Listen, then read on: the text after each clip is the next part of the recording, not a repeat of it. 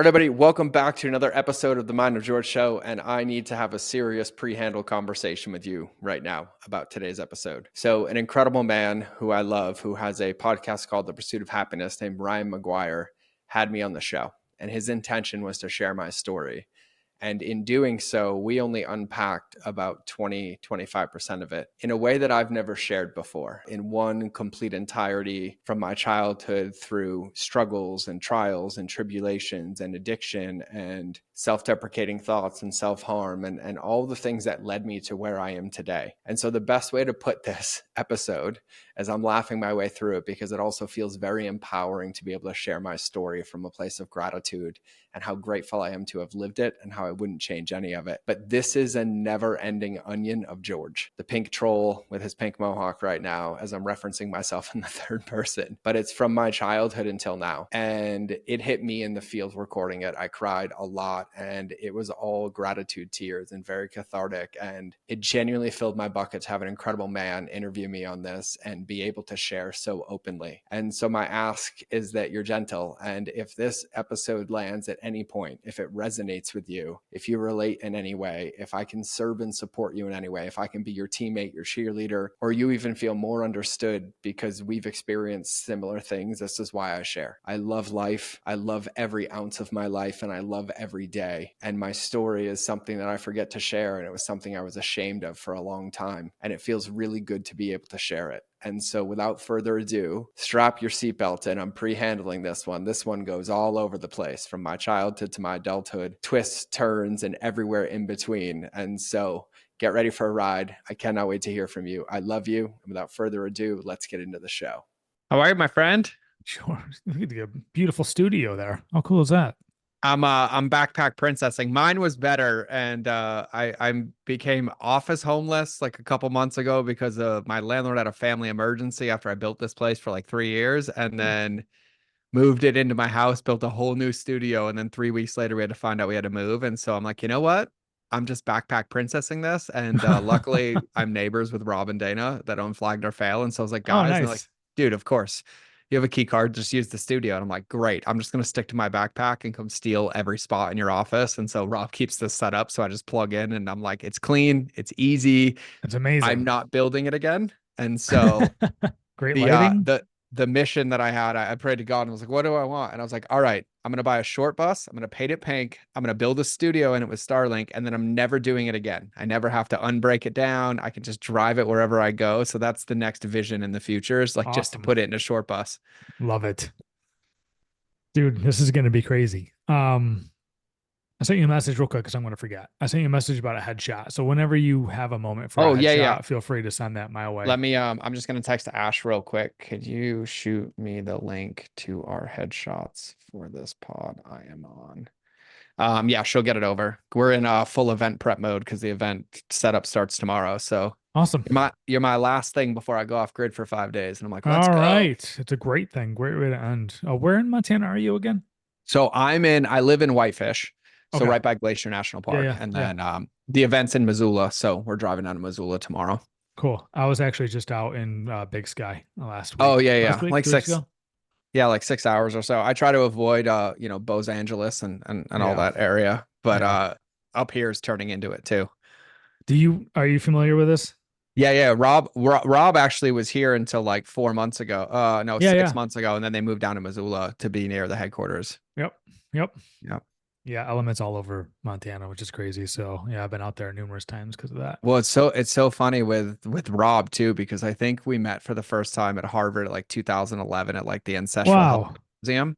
And that's awesome. His book is what got me into paleo and became a paleo food blogger. But then God, I think we moved here like 5 years ago, and I was like working out in the gym one day and I just kept hearing my name, and I turned around, I'm like, Rob? He's like, George. I'm like, what are you doing here? He's like, I live here. What are you doing here? I'm like, I live here. And then like I'd be at the water park with my kids, and then him and Nikki would be out, and I'm like, Rob, good to see you. And it's so amazing. yeah. And so cool. Yeah. I love Lots of people hiding in the valley over here. Yeah, that's what I've kind of noticed that when I was out there. Dude, are you ready for this, man? This is crazy. I'm stoked. You're an open book, I assume? Nothing off limits. Nothing. You got everything written on your website. So I assume Everything. that was the case. So I think that's what we're going to do. We're going to kind of go through your history, your journey. Yeah. I want people to listen to this and hear this and understand this. And like, I want people to relate to this and just know, like, no matter what position they're in, they could turn their life around. Yeah. I think that's what this is kind of about. So we'll hit on what you do now. Let's start. I'm going to start with like where you are now, what you do now, and then kind of like go back in time to like, Perfect. so you're in a great spot now, but it wasn't always like this. And we'll kind of go through your journey. So no, and I'm like a wide open book. So things are probably going to come out that I haven't shared because, like thinking there's a finish line is the funny part. And thanks for the reschedule. I got stuck in that whole travel debacle and like had to sleep in the Minneapolis airport. I've slept in that airport too. Oh, dude, it was, well, the craziest part was, is they didn't end up canceling my flight till 3 a.m. Oh. And the next one was at like 1 p.m. I'm like, oh, I'll get a hotel. I had to call 13 hotels to get a bed. And they were all like price gouging. And I'm like, I'm not paying $900 for like a Hyatt bed. Like, no way. No. And so I finally found one, but I was like, they're like the price gouging, the whole like travel debauchery. Like it was and it was like 7 days later. That's terrible. I don't blame you. That's way too much for a hotel. I'm going to put my phone in silent real quick. Oh, yeah, I just did the same thing. Let's do this. My audio good? No echo or anything? Sound great. Cool. Yeah. 2 actual good microphones. I dig it. It doesn't always happen. I keep like 3 microphones with me, and I'm like, if this one doesn't work, I got another one. If this one doesn't work, I got another one. I was like, I'm a stickler for audio. That's the best. Awesome. Let's do this. Let's do it. George, we have quite the story to share today. Wow. You are in for a treat today. I can't wait to hear this. This is going to be quite the adventure. You've had quite the life, to say the least. So first and foremost, George, how the hell are you doing today? I'm great. Like I genuinely, I don't think there's anything that fills my bucket more than like being on podcasts and talking to awesome people. And it's like, if I could just spend every day of my life doing like one of 2 things, would either be podcasting or just coaching and facilitating every day. And let's just put people in a room with me. And so like, genuinely, I'm honored, humbled, excited, and beyond grateful to be here. Appreciate that. Besides podcasting, when is your movie coming out? Because if you don't have a movie in the works about your life, what is going on here? I know. Tucker Max said to me a long time ago when I was in his kitchen, way too many bottles of wine deep. And he's like, you can't write a book that you're still in the middle of living. And it was a very profound piece of wisdom. And the funny thing is I get the same thing. Like, when's your next book coming out? And I was like, I wrote a cookbook, and that basically turned me off to ever wanting to write a book again. This is why I have a podcast, because I'll just tell you everything and you can turn it into one at some point. But I feel like I might be in the Harry Potter series now, where like part 1, part 2, part 3, because that's what it feels like on my side. Like I feel 40 on paper, but like, I don't know, 130 in life experience. And so I'm sure one day we might have a good old Netflix documentary about the comical part of all this whole journey. And so we'll see. I would watch on release. So we were introduced by 2-time guest of the podcast, hopefully 3 times soon, Jessie Strawham. When she reached out and made the connection, is like, oh, I'm listening. If Jessie's making the connection, I am listening. For anybody that doesn't know Jessie, you need to go back into my podcast, listen to those episodes. Agreed. I still think about those all the time. Oh yeah. Yeah, she's absolutely incredible. Our show was amazing. Like she became like an instant friend instantly. And I was like, I love you. Where have you been my whole life? Like, let's go. And she's just so inspiring and so powerful. And like, I was bawling my eyes out when she was on my show. Like I got down and I cried for like a half an hour, and I was like, God, I love this woman. And like, just the definition of like resiliency and heart and focus, like incredible. So yeah, kudos to what you just said. Go listen. Yeah, absolutely. Well, George, we're here to talk about you today. So introduce yourself. Tell the listeners who you are and what you do. Yeah. The funny thing is I get asked this all the time, and I've never had a scripted one. The only thing I say is I think I'm only successful because I'm stupid. And what I mean by that is I accidentally went from Marine to entrepreneur, but have always created my own way instead of following, everybody else's way. But I feel like God gave me my life so that nobody could hide from me and be like, I felt that way too. And just because you feel that way doesn't mean we can't change it. And I'm in the mud with you. And so like, if I had to put it on paper, I help people find the hidden blocks and love themselves in the process and get unstuck and create different results in their life. And I tend to do it in the lens of entrepreneurship and consulting. And quite frankly, I use marketing and customer journey as the Trojan horse to get to your heart and soul. And, I use the shiny wrapping paper, but I genuinely love people. And I feel like love is missing in the world, and it's a whole lot of self-love. And so I do everything in my power to connect with people, speak life into them, and help them achieve whatever it is that they desire, because there's only one of each person listening to this, and you're here for a reason. You're unique for a reason. And I think we lose sight of that too often. And I sure did for a whole lot of my life. And I just want people to be people and love people, and focus on what really matters. And I think the only thing that we go to the grave with is our memories of the experiences that we created with people. And that's, I think, the most important part of being here. So when Jesse made the connection of us, I was looking at your Instagram profile, and obviously I saw, okay, she does a lot of work for businesses and entrepreneurs. Like, that's great. This is cool. I appreciate that. But that's really important. And then I dove a little deeper. Dude, your website, the about you on your website is a little too buried. I almost feel like you need to lead with that. Yeah, let's put it right on the homepage. Yeah. I was like, whoa, hold on a second. Yeah. This is not what I was expecting. I was expecting I went to this school, I got a degree in whatever. I've started so many startups and businesses and blah, blah, blah. It is not what I got in your about me. And your about me is, like I said, I had to dig through a little bit. Obviously it's easy to find, but I had to dig through a little bit, and I was just blown away. I read like 3 paragraphs, and I'm like, I messaged you immediately. I was like, yep. Cause I was like, hey, what are we gonna discuss? Let's narrow down the topic. And then before you can respond, I said, never mind. We're just going to talk about your life. Cause it's absolutely freaking insane. Do you ever get comments about your about page on your website? I do. And that page has been rewritten so many times. And, like you said, like a lot of time, I'm already emotional saying this. A lot of the times it's hard for me to believe. Cause like I'm young, right? I'm 40, I have 2 kids. But there's times that I forget. And I read a quote the other day. I was like, sometimes the mountain in front of you seems like it's impossible to climb, but not so far in the future. You'll look back and realize how far you've come from that mountain, but the person you've become has changed you forever. And, a lot of the times I forget about a lot of it because I'm on the other side of most of it, and still get hit with the lessons and, the challenges and all of it. But it really, really is like a muscle. And yeah, it's sobering at times. Like there's times I forget I was in the Marine Corps for 13 years, or like I was running one of my events and I look in the audience, I'm like, please tell me that's not one of my Marines. And he's like, Staff Sergeant Brian. I'm like, nope, it's George. What are you doing here? And then like this whole world comes like flooding back in. And, I've had so many versions of it, and there's a lot to cram in there, but I also want my story just to almost be a permission slip for people to pick up a pen and write a new one and stop reading the one of their old life, but not get into the bucket of like feeling bad for me, or, over empathizing, or like, oh, poor you. Like, I feel like God put this in front of me to make me the man that I am today. And I'm grateful for every ounce of it. But it's hard to encapsulate a lot of times. It's really, really hard to like share those pieces and have it resonate at a level. And I find some people see it, and some people see underneath it. And I love that. And I'm like, hey, you see me, like, thank you for like seeing me. And, I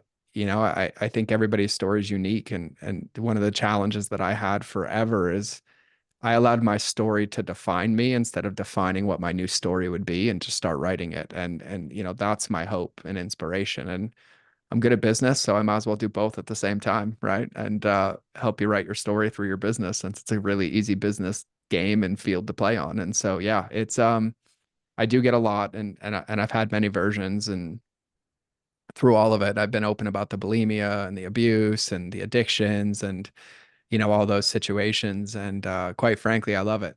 I love being able to meet people and be like, I understand. Like, I genuinely understand. Like, and I know, and I'm not in your shoes, but I'm pretty close to relating like how deep and dark it can get. And I'm here with you, right? Like, it's no one's alone in this game. And I think that that's why I share it so much. It's like my sobriety as well. It's just kind of a constant reminder of like where I came from, but also it kind of closes my back doors of like, oh, well, you can't figure this out, or you can't overcome this. And I'm like, how much more evidence do I need? Right? Like, how much more do I need? And so it's a lot easier now instead of resisting it. But yeah, it's something I can say now for the first time in my life. Like, I'm incredibly proud of myself. not because of what I've accomplished, not because of what I've overcome, but because I just choose to keep playing and give meaning to whatever shows up and not let it define who I am. Amazing. Amazing. Like I said, everyone's in for a treat this episode.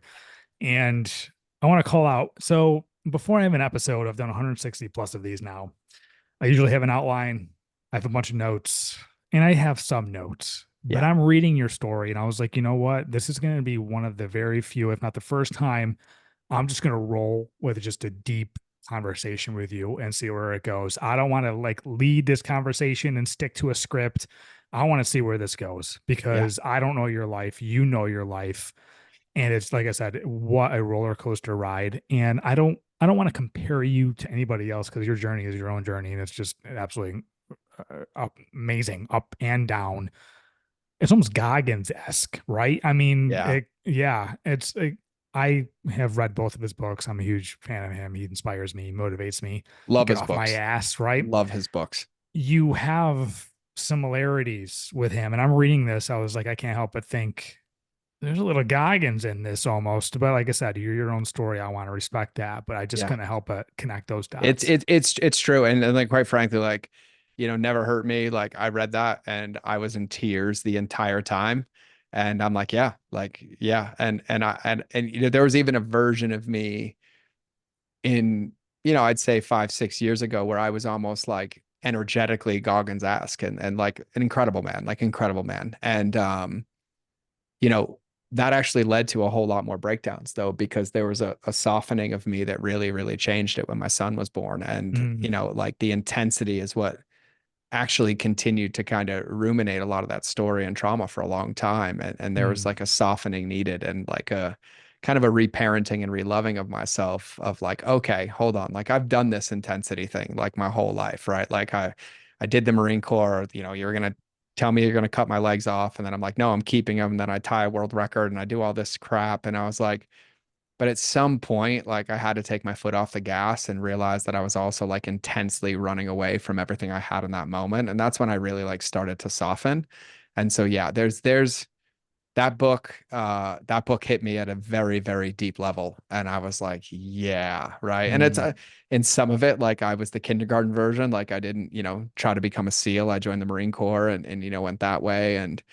But a lot of it resonated so deeply. And I also just like want to acknowledge you and thank you for talking about the uniqueness of people's stories, because I think one of the challenges that I see a lot in people that I coach or that I work with or that I'm just even friends with is we fall into this comparative trap.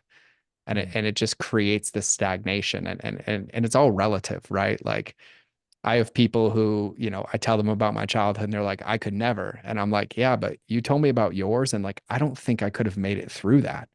And so, it's also internalized very differently based on, who people are and how you choose to see things. And yeah, it even reminds me too, like, cause we're going to unpack some of this, but I have a really dear friend of mine who grew up very wealthy. His father was like very, very wealthy. And like I went to St. Louis to do an intensive with him. He's like, you can just stay in my dad's house. He's out of town. I'm like, all right, we pull down the driveway. It's a 26,000 square foot house. So you want to talk about like the loneliest night of my life? I slept in the movie theater because it was like the tightest space. And I was like, yeah, I don't need all this space. But he looked me dead in the eye. He's like, you want to know what game I played as a kid? He's like, I was 8 years old and I used to hide in the house and see how long it took for them to find me. And the longest was 6 days before anyone noticed it wasn't there.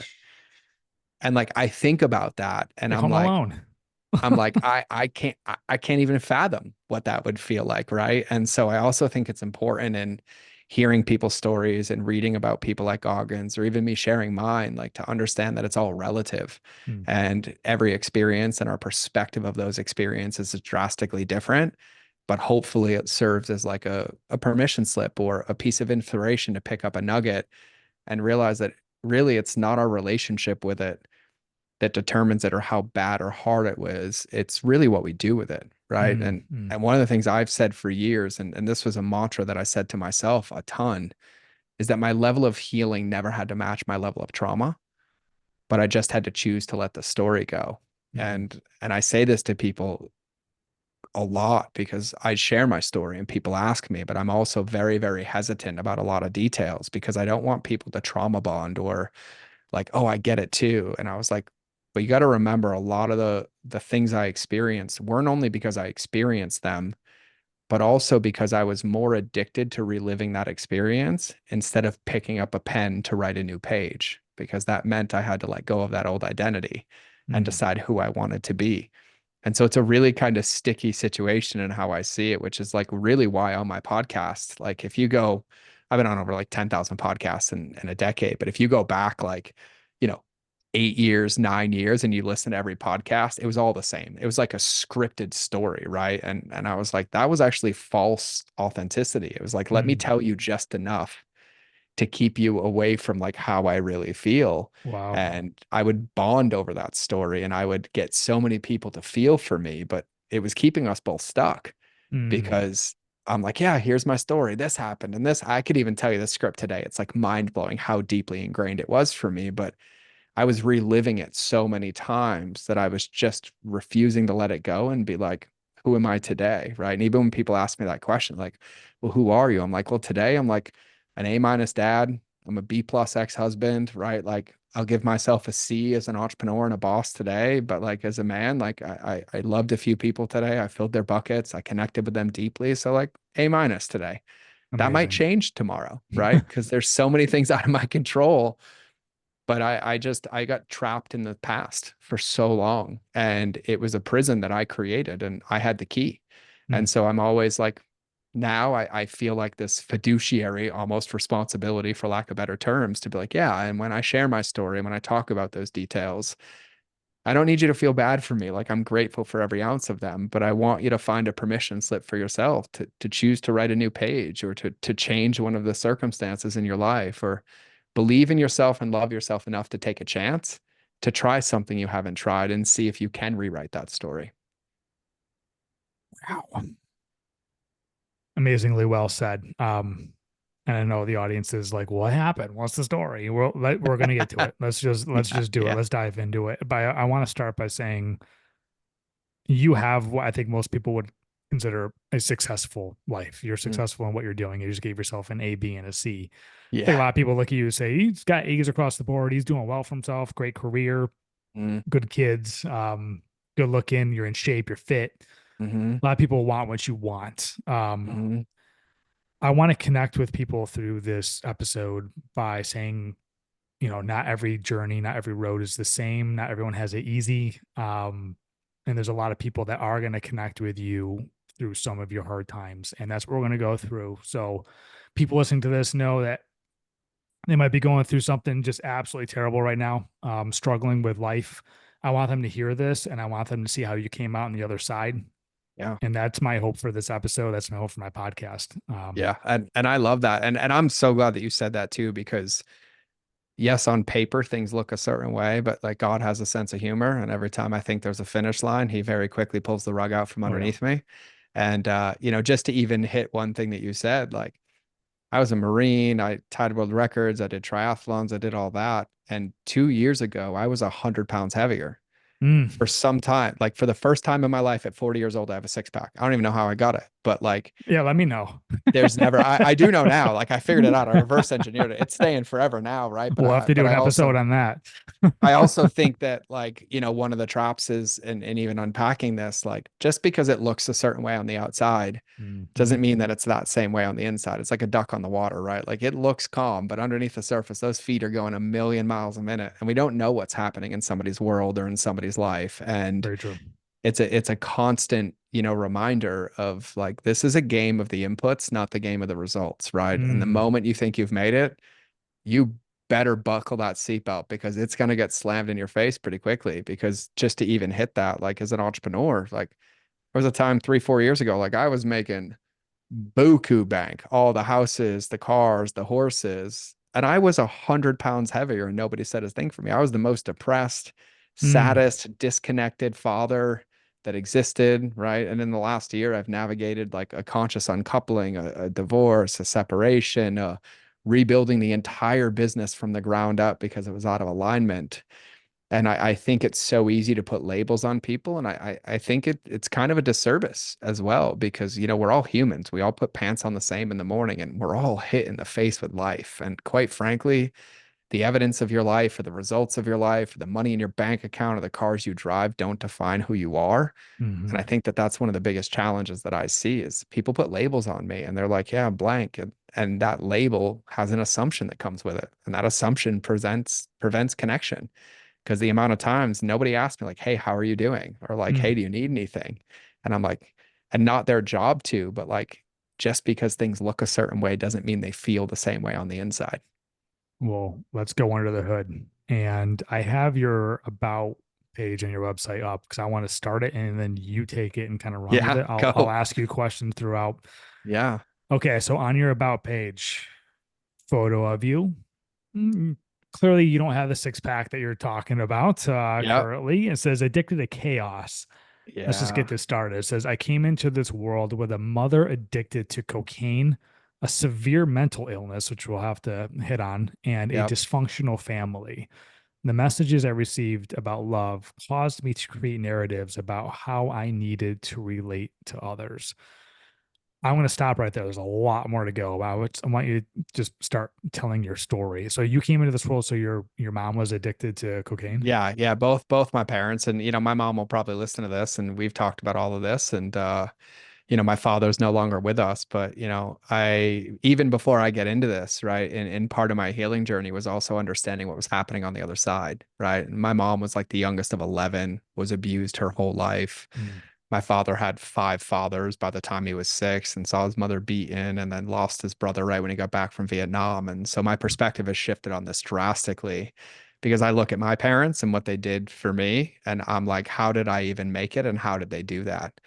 And it was a big perspective shift for me. But yeah, in genuine nature, like it was a feast or famine, get abused, and then be bought back with love my whole childhood, right? And they struggled with drug addiction. They struggled with a lot of stuff. There was a lot of emotional abuse, a lot of physical abuse. I was sexually abused, but not by family members, by women that were babysitters and trusted confidence to watch me.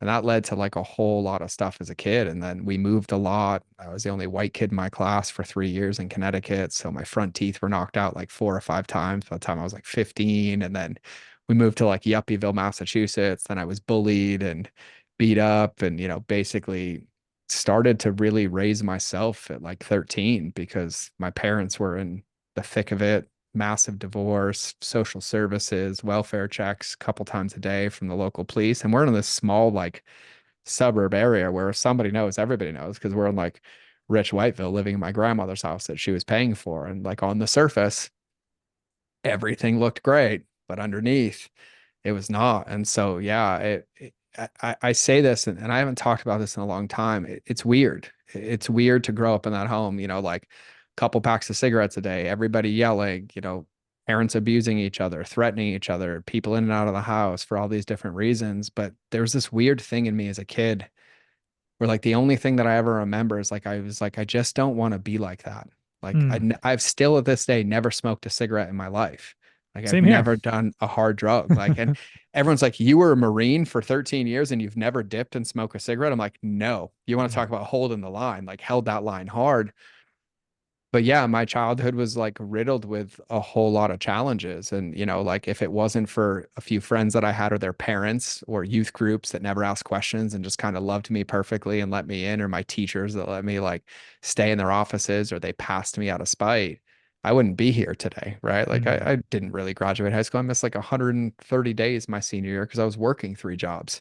And I just had this innate drive in me, which I couldn't see at the time. And it wasn't from this place of like, oh, I'm going to make it. It was more like a survival mechanism of like, well, no one's going to really feed me. No one's going to buy me these things. No one's going to do any of these things. And so I just started creating it on my own, like paper routes at 11, lied about my age, like got a job at the ice skating rink, being the guy that yells at you for going too fast. And I was like, yeah, well, I was 3 years younger than I was supposed to be, but I needed money and I needed to be able to support myself, all while navigating, the world as a kid and getting bullied and beat up. And so there was just a lot of stuff that happened very, very quickly and compressed. And then, drunk driving accident with my dad almost dying. And then that's what brought social services in, and then caseworkers, psychiatric wards a couple of times. And that was basically my childhood until, quite frankly, the weirdest thing was like, I had no idea that like the military was there. I didn't care what happened. I just saw a Marine recruiter walk into my school one day and I was like, that seems like the hardest thing I can do. And it, for me as a kid, it was like almost like proving like I could make it. And so, right, I was struggling with my weight. I was like 60 pounds overweight. And I tried to join the Marine Corps and they laughed at me. And they're like, you're too fat. And right, that's where the eating disorder started because I had a recruiter put me through like you know, like a weight a wrestling diet and exercise routine. But after being abused and experiencing that, what actually ended up happening, and this, I've actually never talked about this. He broke me so bad in a workout, and we got so upset when I went home. And I would try to go home because I had a younger brother and I felt responsible to care for him. But then there became this point where I was like, I couldn't be there. Like my father and I were getting close to like physical blows and like just cops being called all the time. And I got so upset one day because I had so much anger and rage in my body, but I didn't want to hurt anybody that I got so upset that I threw up. And when I threw up, I felt better. And it was this weird feeling, like it Wow. was like the first time I felt in control. And that's the day I was like 15 years old that like my bulimia really, really started. And every time I would get upset, I would do that to like center and ground. But then my whole childhood was like punishment reward, right? Like I'm going to yell at you, tell you how horrible you are, abuse you, and I'm going to go buy you a toy. And so I went to food and I'm like, great, punishment, reward, punishment, reward. And that cycle continued. And even when I joined the Marine Corps, right? I was 17 years old when I forged my parents' signature on that paperwork. And you know, my teachers passed me and quite frankly, and by the way, I love them. Some of them still listen to my podcast and I still talk to them to this day. Cause if it wasn't for them like getting me out of there, I wouldn't be here. Right. I'd be stuck in that town or not alive at this point, most likely. And but even then, like went to boot camp, wasn't ready, like didn't prep, didn't have support. I was just kind of working and like didn't think I was worth anything. Right. I'm like, how am I gonna do this? And boot camp was hard, like hard. And like it was also quite frankly very relieving because it was the first time in my life I had structure from somebody else, like almost like parenting me through. And I went to Marine boot camp. I could barely do 4 pull-ups. And then by the time I finished, I was voted the honor grad and got meritoriously promoted. And then, you know, that Napoleon complex took over. And I was like, oh, the only way I'm valuable in this world is if I win. And that kind of like lit this unhealthy fire in me, but it was like hiding from all the pain and all the trauma. Like I never processed any of it. And then I go into an organization that kind of celebrates disconnection, right? Weakness is like pain is weakness leaving your body. Like you have no feelings, you're never hurt, right? Like, and so it was almost like the perfect antithesis to where I was. And so that's kind of what kicked off my Marine Corps career. And so yeah, that was basically, you know, like childhood and I owe so many thanks of gratitude to a few dear friends of mine whose parents just never asked questions and let me sleep in the basement and put clothes on me or fed me or did they know? Did they have an idea something was going on? they knew, but they never talked about it, right? Yeah. And I think I had that probably like I mean I wasn't a horrible kid. Like I never wanted to hurt anybody. Like I was bullied all the time, but I had an attitude. Like I had that like survival chip on my shoulder. Like I was fresh. I was spicy because I was like fighting for like survival. Right. And then I had all this guilt. Like my younger brother still to this day. I mean, I haven't talked to him in about a year. He's homeless somewhere in LA. And, you know, there's like all this weight and Yeah. responsibility. But as a kid, like it was hard. Like that was my little brother, but I couldn't survive in that situation. And so there was a lot that he got put through that I couldn't help with that led to later down in the road, him living with me and my ex-wife and almost costing me my relationship because I was so enabling and trying to protect. And you know, we're in a really good place because the last time we talked, I shared all of this with him and he's like, that was never your responsibility. And like, you get to forgive yourself for this. And like, I'm good and I made my choices and I'll figure this out. But there's just so many like little pieces that are intermixed that I'll come back to that. And so, yeah, that was kind of like a rough summary of my childhood. Rough is right. I'm writing down questions now. Yeah. At what point in your childhood did you think to yourself, okay, this isn't normal? Because as a kid, and I'm a new dad now, right? And Yeah. so as a kid, I don't think you know what normal is. No, When did your eyes kind of like awaken? Or when did you start like seeing things 12, like like 12? 12. Yeah, Yeah. because my brother was 5 years younger, and then I was getting to witness things that like had happened to me, and like things just didn't add up. And then at that age, I had a couple of friends, and I'd go to their houses and I'd see their family dinners, and I'm like, what? What is this movie? Like, Yeah. what? Um, and it was hard, right? Like I was forced to grow up way before I ever should have been an adult, and I'm also massively grateful for it. But that perspective took quite a long time to collapse. But Yeah. yeah, it was about 12, and that's when like I kind of was like, oh yeah, like even my basic Maslow hierarchy of needs wasn't being met. Like I didn't feel safe. I didn't have, basic things, like things that like break my heart to think about. But my parents would just pass out from drugs or get too drunk, or like they'd threaten to burn each other in their chairs. They throw hot coffee pots on each other. Like it was like really like horrible, but also like hidden in that suburban, like, oh yeah, everything's great. Cause it was like, it was all about checking the boxes, right? Like optics on the front and not so true on the back.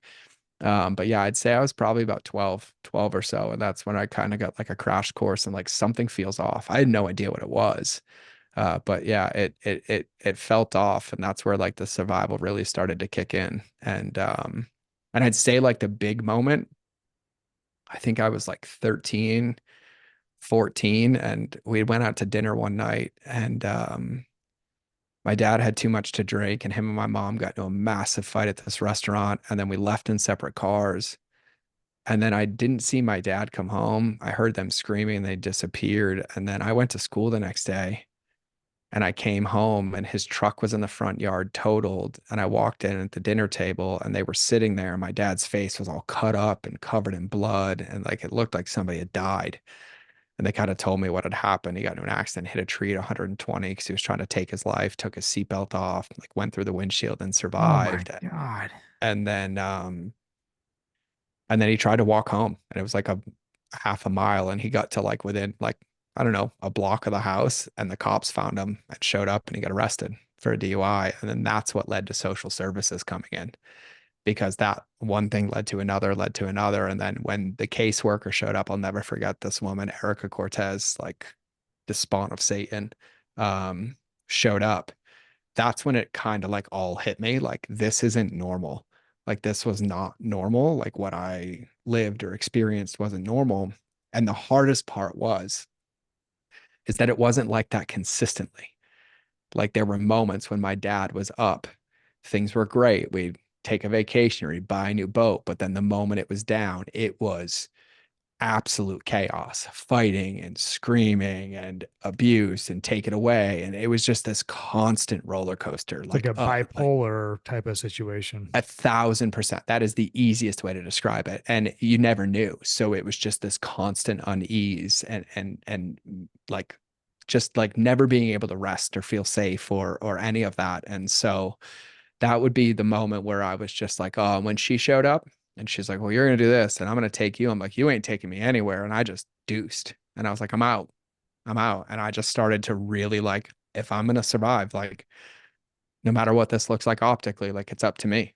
And so that's when I really started to like push the pedal down. Like I got like 2, 3 jobs. I would like work in construction. I would work at KB Toys. I'd work at Dunkin' Donuts. And I like bought my first car for like $800. And I was like, all right, well, I have somewhere to sleep if I need to, if I don't feel safe going home, if I can't have another sleepover at my friend's house. And it was kind of this whole tumultuous relationship the whole time. And then that's what basically led me through like my teenage years. Day by day was a real term, Uh, not just a saying. Massive. And the worst part is I didn't feel safe going to school because I'd get bullied and picked on and beat up. And so like I would hide in Miss Johnson's office, the nurse's office. Like I would spend 4 hours a day in there, or I'd go to math class with Miss DeLuca and I'd be like, can I just sit in your room for the rest of the day? Because she was nice to me and like made me feel safe. And then like I joined sports to try to have something to do, but like I wouldn't get picked up or dropped off. And then I'd get bullied there. And so like it was like the only place that I ever felt safe was work. And so I would just bury myself in work. Yeah. And then there was a byproduct. Well, if I worked, I made money. If I had money, I had options. If I had options, then I could make choices. But then fear and scarcity took over. Like Supreme, God, I'm remembering so much. Like I worked at this pizza place with Greek guys, Supreme Pizza, and I loved them to pieces. Like they were like family, like two dads I had, but I needed money. So I would like skimp money out of the tip jar and like I would steal it. And then he confronted me one day and he's like, I hate to do this, but like I have to fire you. And it was like heartbreaking. And like I didn't want to steal. Like I never wanted to do anything like that. But I'm like, where am I going to get food? Right? Like where am I going to get clothes? And that feast and famine was like the weirdest thing. And the hardest part is my father had to be one of the most selfless men that I ever met. But he was so riddled with addiction and pain and trauma that it was the same fight or flight. Cause like I also remember my dad would give you the shirt off his back and go into withdrawals over it. But there was this so many demons at play that like programmed my whole life that played out all the way until quite frankly, like 3 years ago, when like I finally like saw it, and having my son was a massive shift, and like realizing like, holy moly, like he doesn't get to live a life like this. And it might not be as extreme, but I'm doing it emotionally and I'm doing it with work, and I'm missing all these moments, and I'm convincing him that this is what a healthy relationship looks like when I'm just in a different flavor of what I lived in. And so the parallels even 30 years later were absolutely mind blowing. But yeah, that was basically what it was like.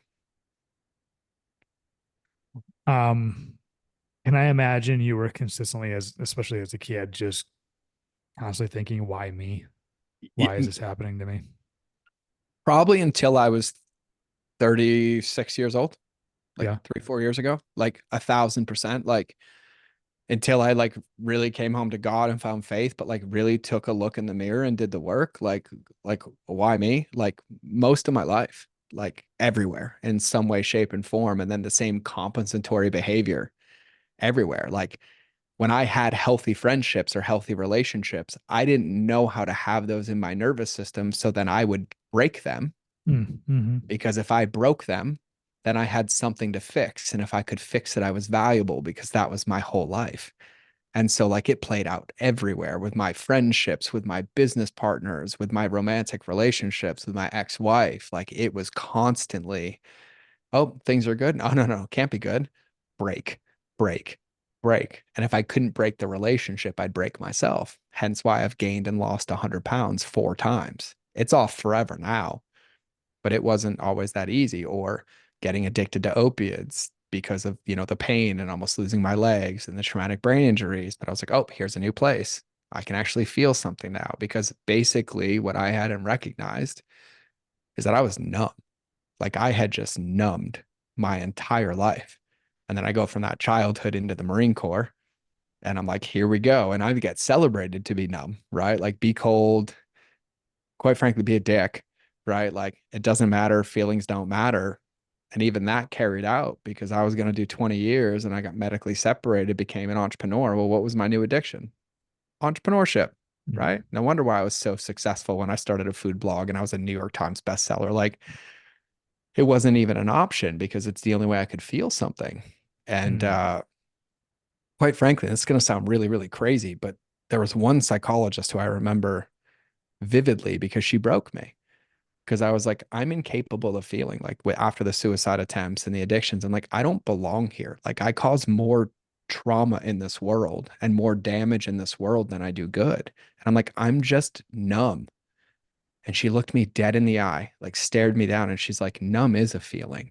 And it like like broke me to like really feel that and look at like how my survival mechanisms were basically just to prevent myself from feeling, because it never felt safe to feel. It never felt safe to have emotions. Like I wasn't like coddled in it. It wasn't any of that. Like I had so much rage and so much anger. But now in the work that I do, and basically reading the DSM cover to cover and studying psychology my whole life to fix myself, I realized that anger was a secondary emotion. Like there was just this deep sadness in me that I'd never allowed myself to feel, because I couldn't. It wasn't safe to feel. No one was coming to save me. And so I did it hard. And I was like, let's make this really, really hard. And if things were easy, I'd hard them, because it's the only way I could feel something. I'm like, oh, let's put my back against the wall. Let's like really break everything. Let's make 1 million and lose 1 million. Let's launch a company, say we hate it, close it, just so I have to do it again. Like it was just this massive pattern everywhere. Let's get a healthy friendship up. Let's find a reason to break it. Oh, let's lose the weight. Let's put it back on. Oh, you don't know how to operate or exist. Let's pick up this. And it was just this constant chasing, right? Like thousands of skydives, every hobby you can imagine, every new business idea you can imagine, like just constantly trying to avoid the one relationship that I didn't know how to have, which was with myself. You mentioned something that I was going to ask. At Yeah. any point were you suicidal? And it sounds like you said there was multiple attempts. Multiple times. Like the first time and this is the weird thing, and like hindsight 2020, right? And I'll be really open with this. I don't think I was ever really suicidal. I don't think I knew how to ask for help. And so I wanted attention. And so the first time I checked myself into a psych ward was when I was 16. Um, and quite frankly, it was the safest place away from my family. And then that became like a mechanism. And then 2005, after I almost lost my legs in Somalia, which wasn't in combat, it was we were just out on a mission, but I got what was called exercise induced compartment syndrome simultaneously. So my legs basically almost exploded open. And really, what is that? How does that happen? What is that? it's crazy. It's like shin splints times 1,000, but basically it happens to a lot of soccer players or car accidents. Matt Chan in the CrossFit world got it when he fell off a mountain bike because there was trauma to his quad and it like ripped open because basically the blood pumps into the compartments in your calves and it has nowhere to go. So the pressure makes them like explode out. And you can die from it. And then they have to do crazy surgeries called fasciotomies, and you don't really get to make a recovery. But it happened in the middle of Somalia, like right around my 21st birthday. And it was in training. And but after that happened, I came home and they were like, they did a partial surgery and they're like, this isn't going to work. We're going to have to amputate your legs. And I was like, what? And quite frankly, and this is the craziest part, the only reason I fought it is because that meant they were going to medically separate me and I would have to go home and I had nowhere to go. And so I fought and fought, got a second opinion, got a doc who said, I can do the surgery and you can keep your legs, but you'll never be able to walk again. Probably won't be able to run. Like you're going to have to get out. And I was more afraid of getting out of the Marine Corps and having nowhere to go than I was about staying in. And so after all these surgeries, there was like a year of healing. I was in a wheelchair, still in the Marine Corps. And one of the ways to deal with pain, because the surgery is they have to do a fasciotomy. So they cut your leg open because of all the pressure, they can't close it. So it takes like 2 to 3 weeks on each side. And they filleted me from knee to ankle on both sides of both legs. And then twice a day, they have to debride it and then close it more and more and more. And so I was on a PCA pump, patient controlled anesthetic of just like morphine or Dilaudid or whatever they gave me. And that's what got me addicted to opiates. But after like the third surgery, the pain was like so unbearable. I just like couldn't do it anymore. So I overdosed on all my pain meds. And I took some ungodly amount, like 60 to 70 hydrocodone, 10-325. So I don't know, 30,000 milligrams of Tylenol and, 3,000 milligrams of, hydrocodone. And the craziest thing is I remember it like it was yesterday because I took it. And then I was like, yeah, this is it. And I was petrified. Like I didn't really want to die. And I was shocked when I woke up the next morning.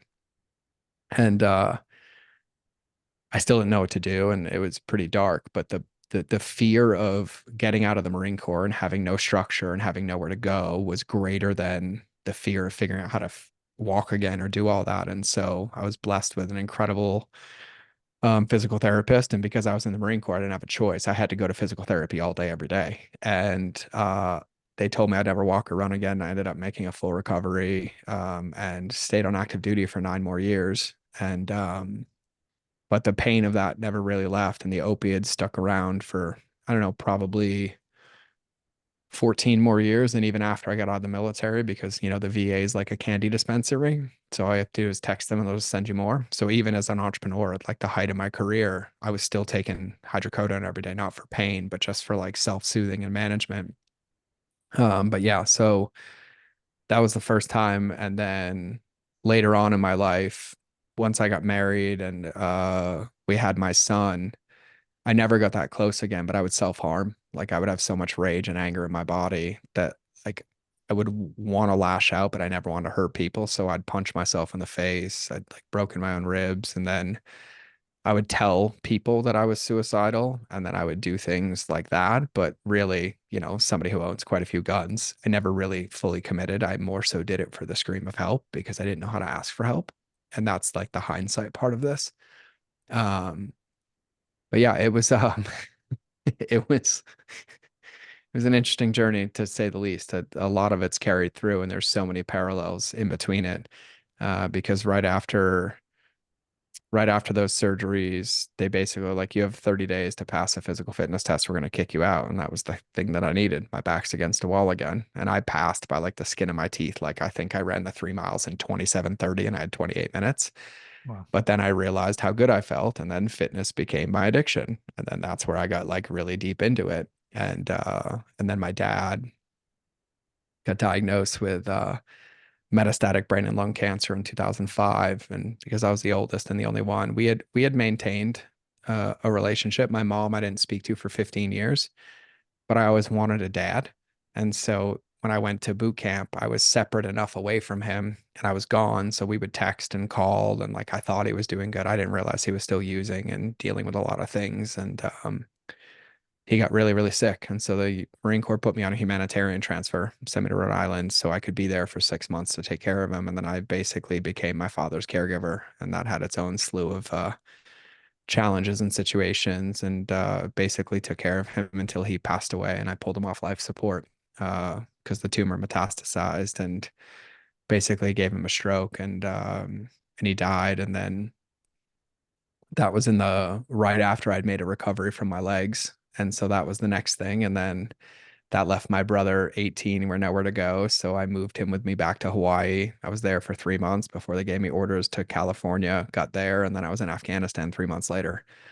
And so it was just like deployment, almost lose my legs, surgery, recovery, dad, gone, Afghanistan. And then Afghanistan was rough for me. I ended up getting like 3 or 4 traumatic brain injuries from training accidents and things like that. And then I lost quite a few Marines, but to suicide, and experienced a lot. And then when I came back from Afghanistan, I would say I was probably in like my darkest of darkest days.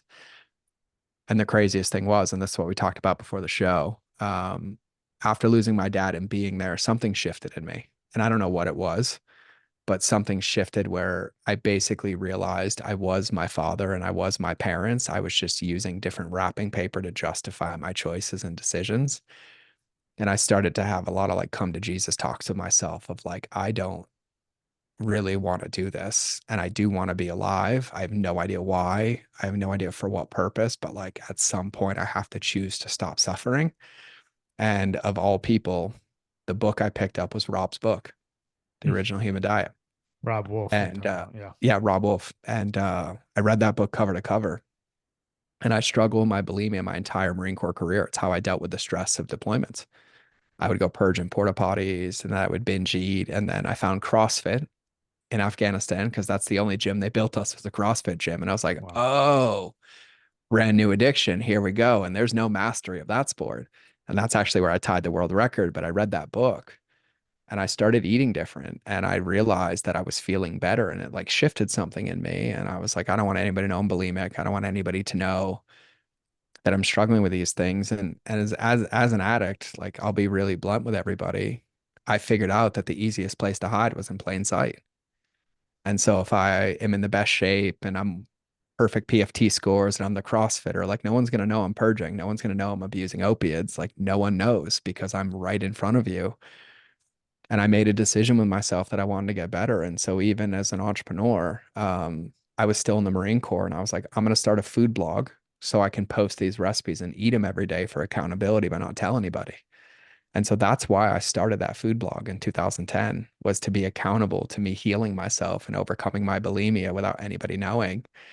And it just served as like a very, very poignant gift from God, because after that deployment, they were like, hey, we're medically separating you. And there wasn't a choice. They're like, we're going to process your paperwork and you're going to get out.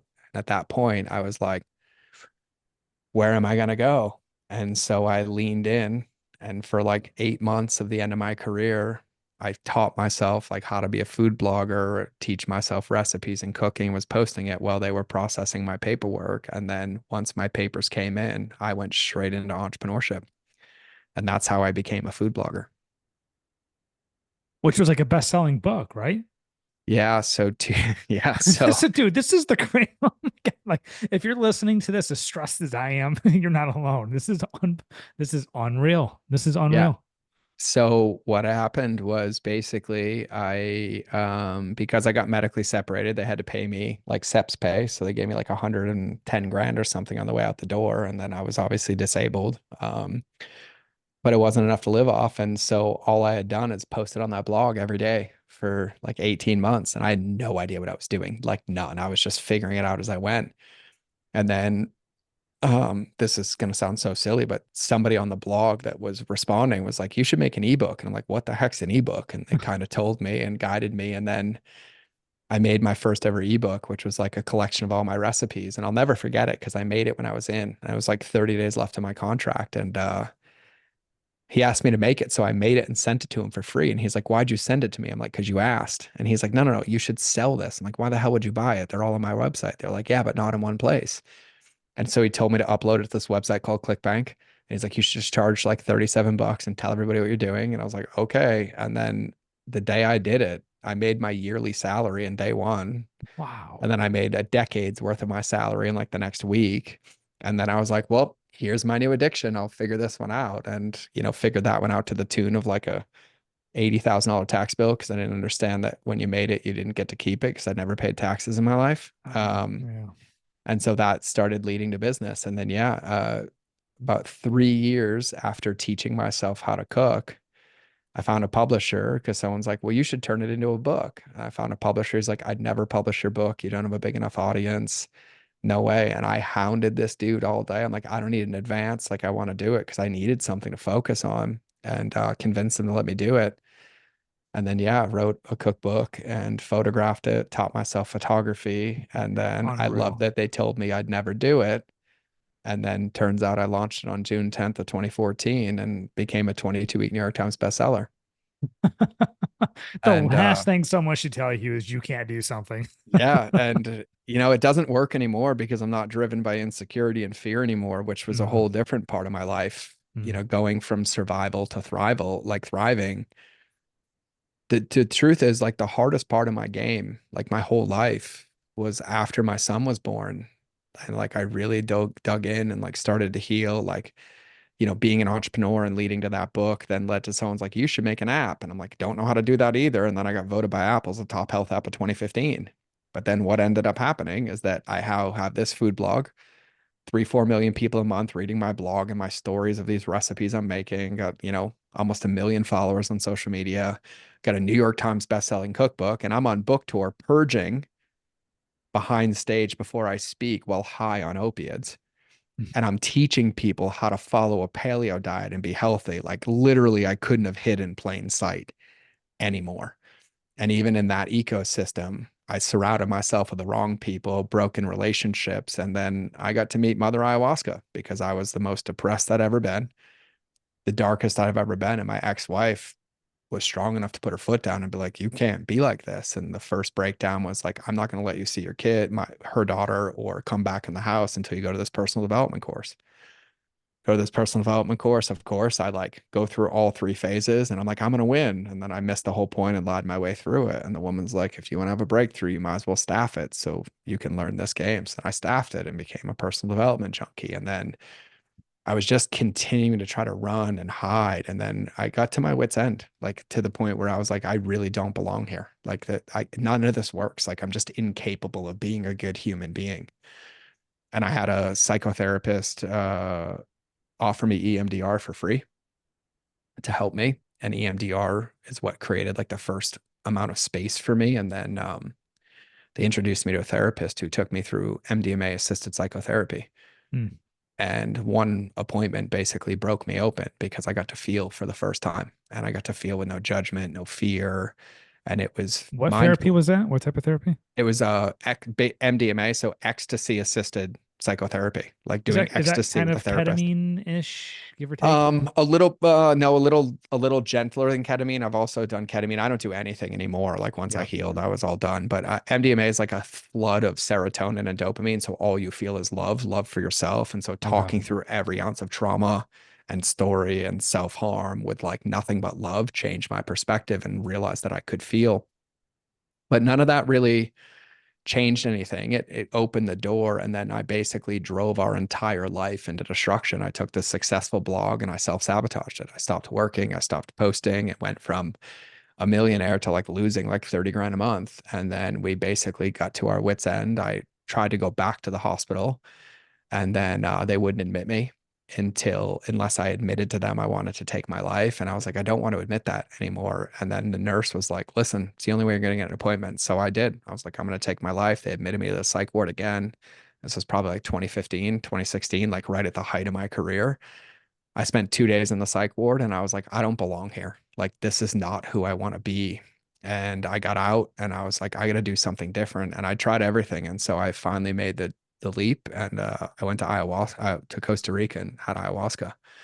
And the craziest thing happened is like, it was probably one of the like roughest trips of my life for ayahuasca experiences. Like I had to work through trauma, bury myself in my father's grave to heal my addictions and all these things on the medicine. But then I had this like spark of clarity, and I'm like, this whole life I've built is completely keeping me stuck. And so I had clarity, and in 24 hours, I made a phone call and I called a friend, and I'm like, I'm giving you the entire company.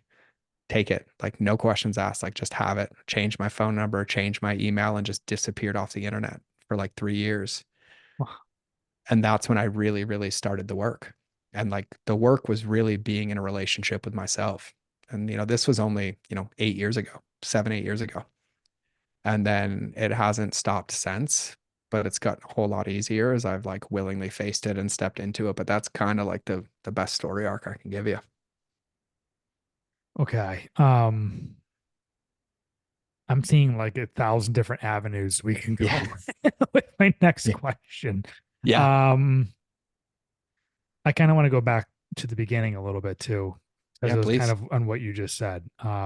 I've done multiple episodes on ayahuasca, psychedelics. I want to learn more about that. I want other people to learn more about that.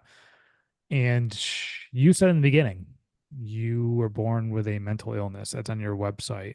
Mhm. I don't know if you're born with a mental, you had a severe mental illness. What is it, Oh, or was it not mental? not for me. My Oh, your mother, like, mom had yeah, a my mental mom. illness. Yeah, yeah, Okay. What yeah, was her mental massively. illness? I think she's diagnosed like schizo and bipolar and Wow. quite a few other things. And I'm sure my father as well, but just would never go to a doctor. It was that Vietnam vet era of like, I Oh have yeah. to handle it all myself. Oh And yeah. so yeah. Um, yeah, so not me, just them. And so that was just an interesting part of the game.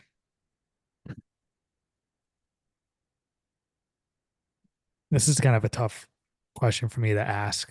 I'm gonna do this anyways. Do you know what love is, or did you know what love is? And like, no. I didn't know what love was until my son was born. Like, And it was just, genuinely. and when was that? What year was that? That was 2016. He'll be 8 soon. And his birth probably led to my breakdown and breakthrough, but was probably one of the hardest things because that was a feeling I'd never felt in my entire life, Wow. ever. And when I felt it, I didn't know what to do with it. And so I Mm. ran. Like, I was very absent in the first couple of years of his life and just hiding in the business. And that is a feeling I'd never felt before in my life. It changed everything for me, but it wasn't easy to integrate or understand. It broke me way before. It broke me down way before it broke me open.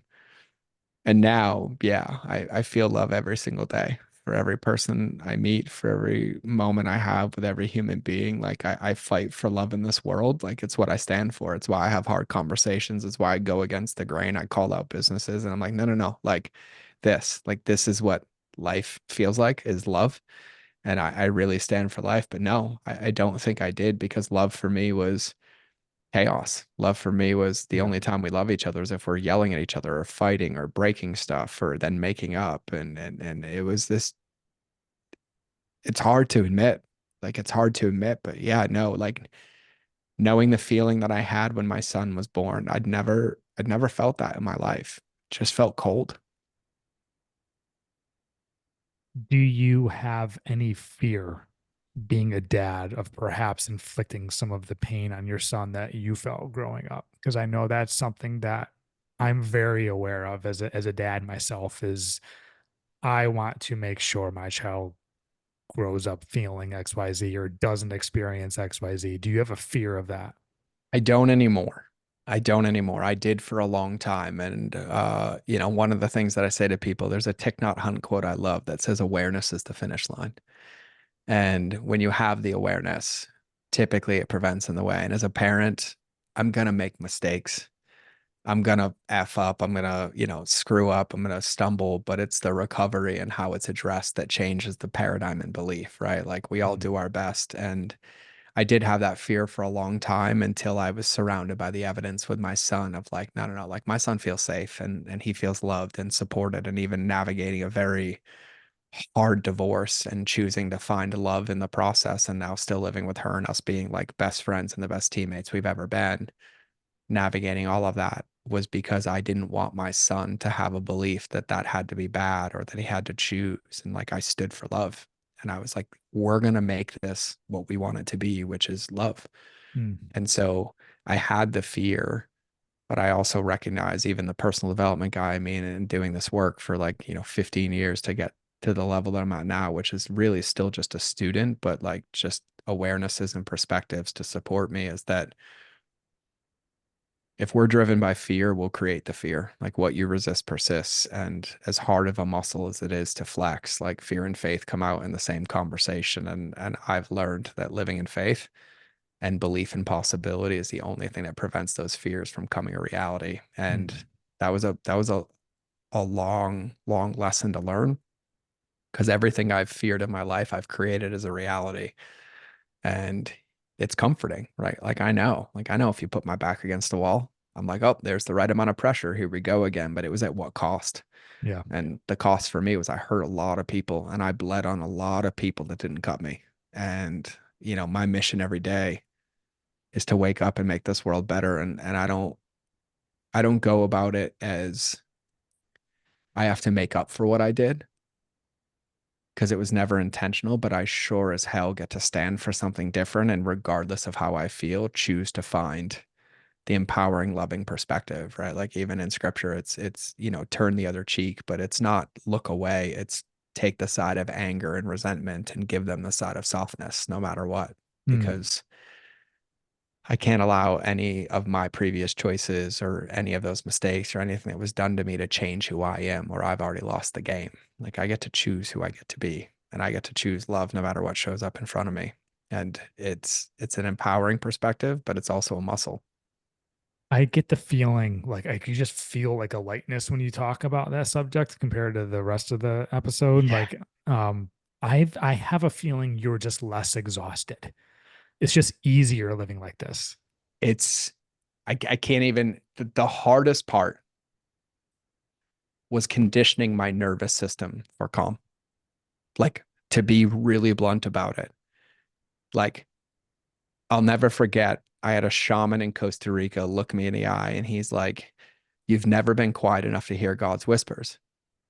And I was like, no, no, no, I can't be quiet. I can't sit still. Like something is always in fight or flight, like always. And he looked me dead in the eye and he's like, I challenge you to sit still for 5 minutes. I couldn't do it. Like I couldn't do it. Like I needed to be distracted or boom, boom, boom. Now the number one thing I do every day is like, if you see me, you will just see me sitting in a chair, staring at nothing and just being for an hour, 2 hours, 3 hours. I sit out in nature.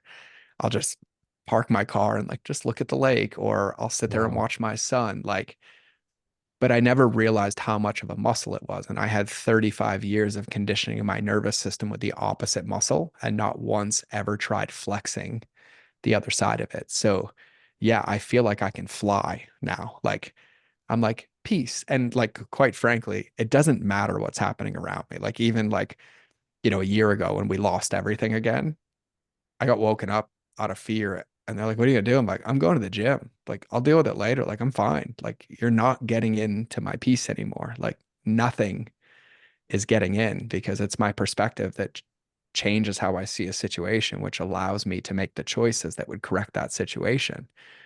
And I can't be a victim of them anymore. But now that I know the other side, like, there is no amount of anything that will ever allow me back into that chaos. And it's something that I protect with like every ounce of me. And even when like emotions come up and I cry every day and things feel challenging, I just have the tools and the processes now to like find that peace, knowing that like really how I go about the next moment or the next choice is determining what results I'm going to get in the future, because I'm planting a seed with every choice, with every word, with every thought. And if I don't like the harvest that's coming down the pipeline, it's because I planted the wrong seed, and I'm the one that's in control of that seed. And so it's really a big perspective shift for me. Your perspective is absolutely insane. If someone had lived through like 1/10 of what you just told, I don't know if they would have this perspective or anywhere near it. It's unbelievable. Is ayahuasca, I know you said the birth of your son, was ayahuasca kind of like another tipping point as far as like a perspective goes to see It's light? what ayahuasca is like. So here's the thing. I don't think anybody needs it, right? I think it's something that if you feel called to, you have to answer the call. But really what it was like 20 years of therapy in one night. And what it allowed me to do was to face the things that I never wanted to face, because my conscious mind couldn't hide it on the medicine, right? And I met God on ayahuasca, like, to be really blunt and frank with people. But like, I don't know, I've probably read Man's Search for Meaning from Viktor Frankl, I don't know, like 50 times, right? Like, if you can be a psychologist locked up in a concentration camp and not give your power away, right? Like, it really boils down to perspective.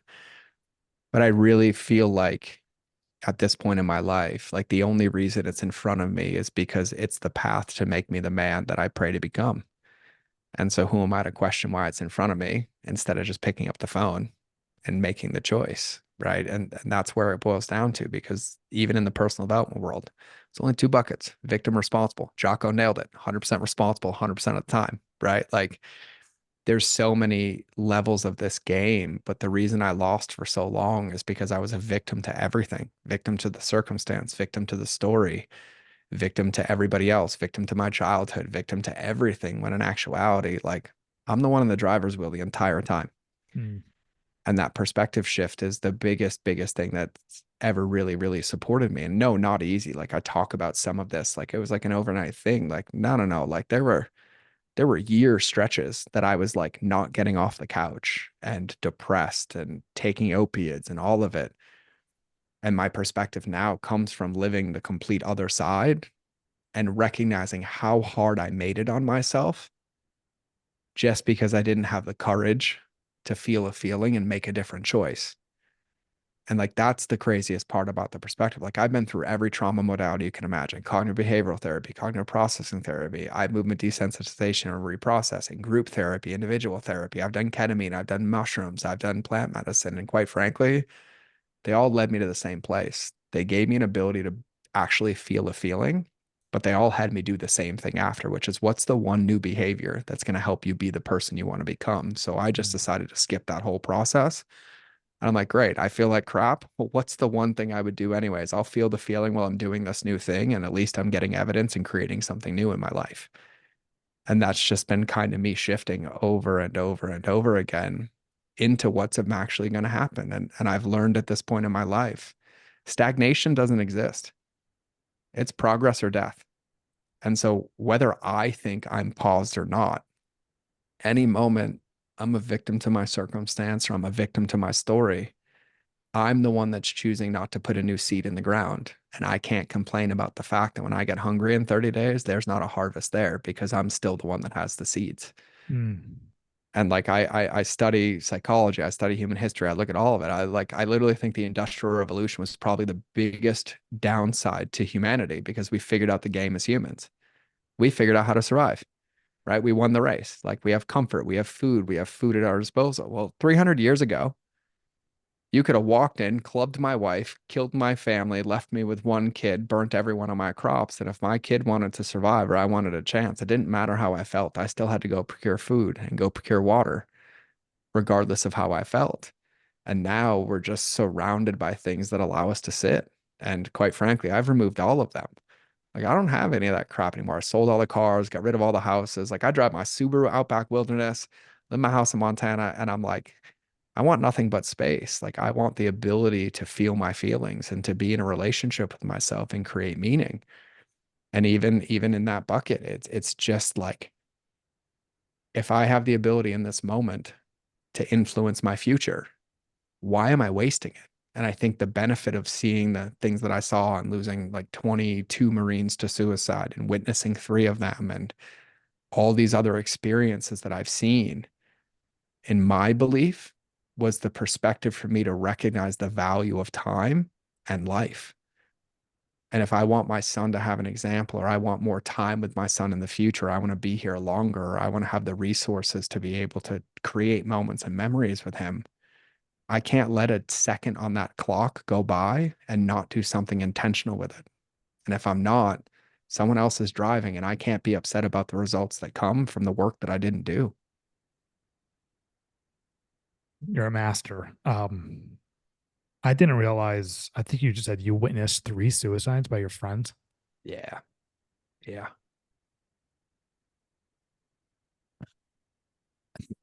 Those were the hardest ones. Those were the hardest ones. Nothing else compared. But yeah, one of them called me right before he hung himself to come help him, not knowing that that's what I was going to walk in on. Another one invited us over for his kid's birthday. Yeah, another one invited us over for his kid's birthday party and overdosed before we got there. And so he went in front of us, and then another guy showed up in the middle of a formation outside of the company office one day where all like 800 Fs were there, and just walked in and stuck a pistol in his mouth. And so, yeah, that was all in like a 2-year period. Those are the ones that broke me the most. Those are the ones that, like, I still have their names hanging up on a plaque in my office.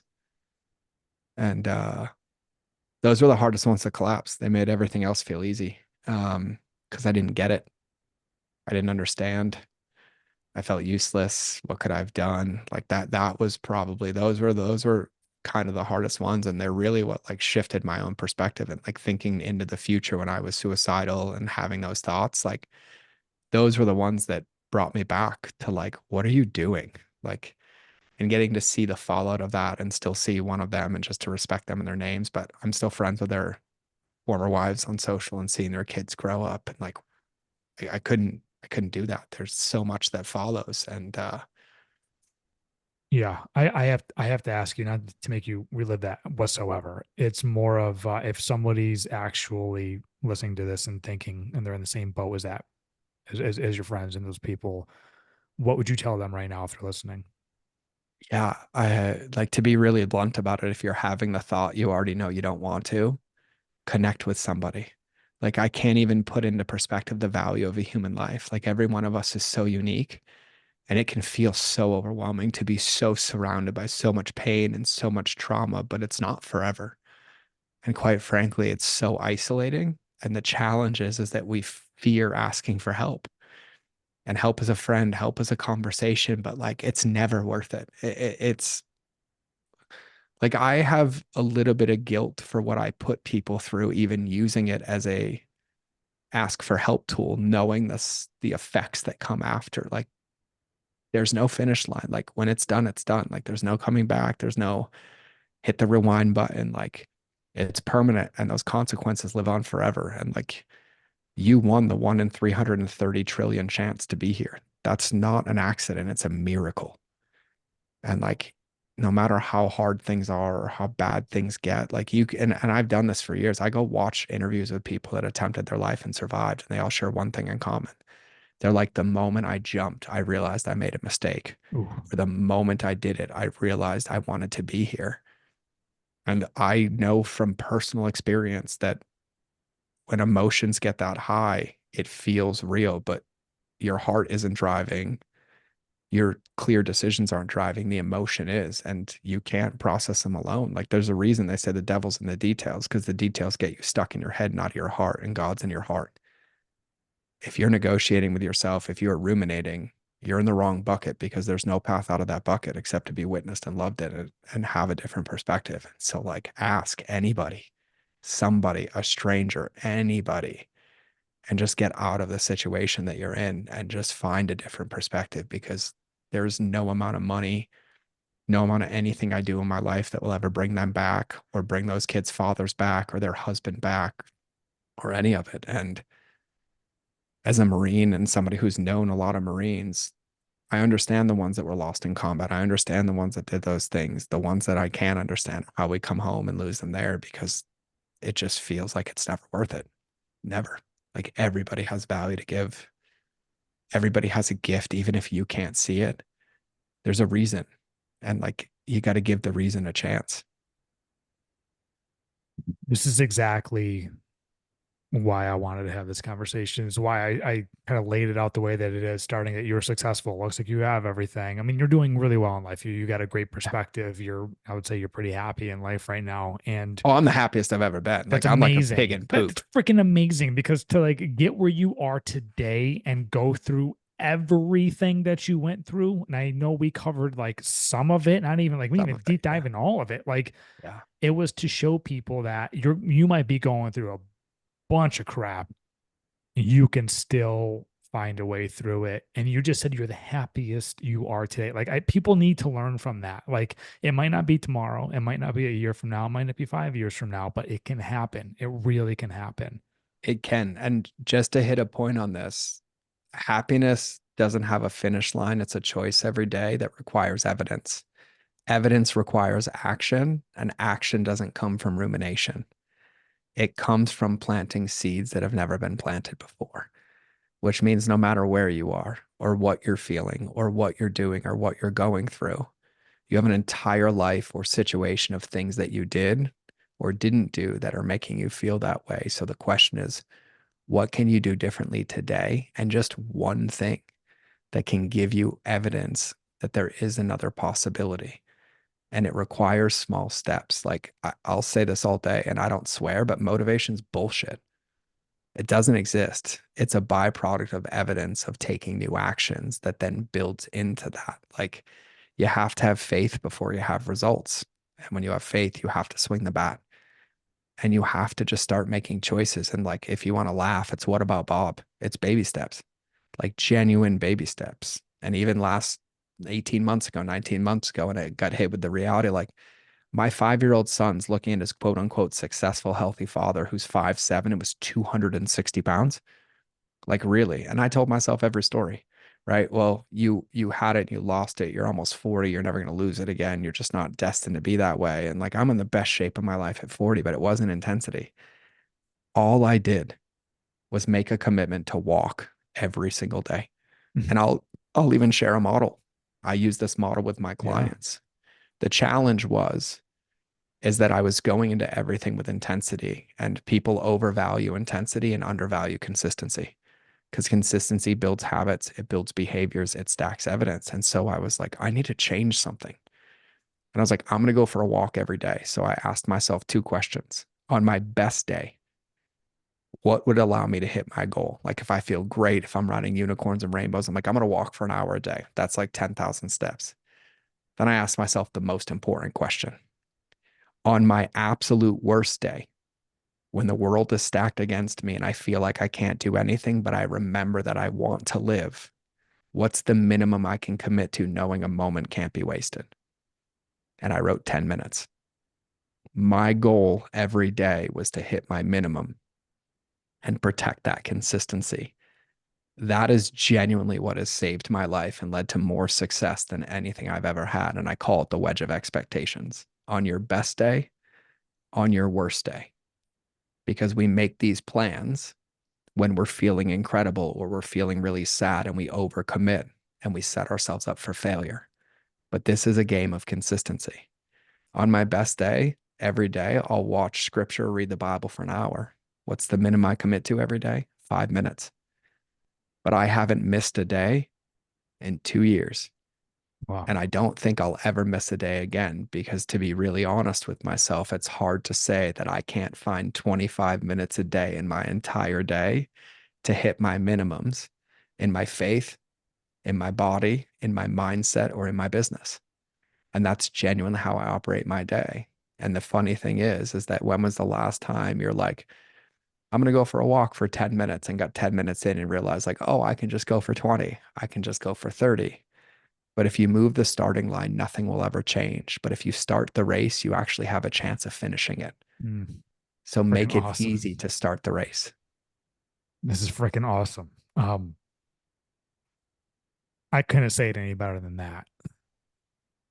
You define what happiness is to you, but I want to ask you, from somebody that's gone through all this trauma, but has also made a lot of money, you've been an entrepreneur, you've had your own business, you've been a bestseller with your book, you've had a lot of successes as well. And you said you just sold it all, you gave away your company, you got rid of all this stuff. For somebody that's really struggling to find happiness, like what makes you happy? Where can people find happiness, like true happiness, not just things that they think will make them happy? Yeah, I love this question. Nobody's ever asked me this question, and I love this because I have an interesting perspective. Not once does the Bible mention happiness in the entire existence. It mentions usefulness.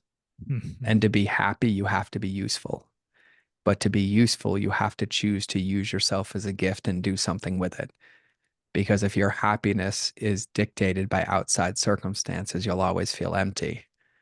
But if you choose your perspective, then you can create the evidence and results that lead to happiness. And it's genuinely from being useful. It's chop wood and carry water. It's any way that you want it to be.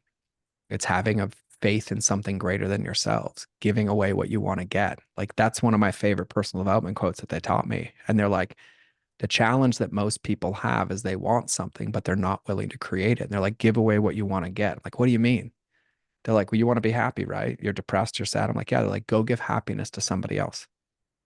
They're like, oh, you want to be excited? I'm like, yeah, yeah. They're like, go get somebody else excited.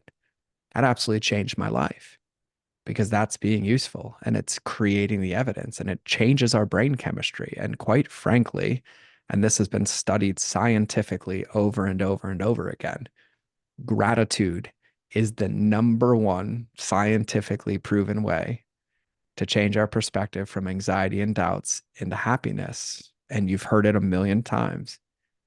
You can't get anything more unless you're grateful for what you have, but that stops from making everything we have wrong. Like you have to be grateful for the ups, you have to be grateful for the downs, you have to be grateful for the resistance, for the struggles, for the sickness, because what you're really doing is changing your reticular activating system to focus on the positive and you find more of it.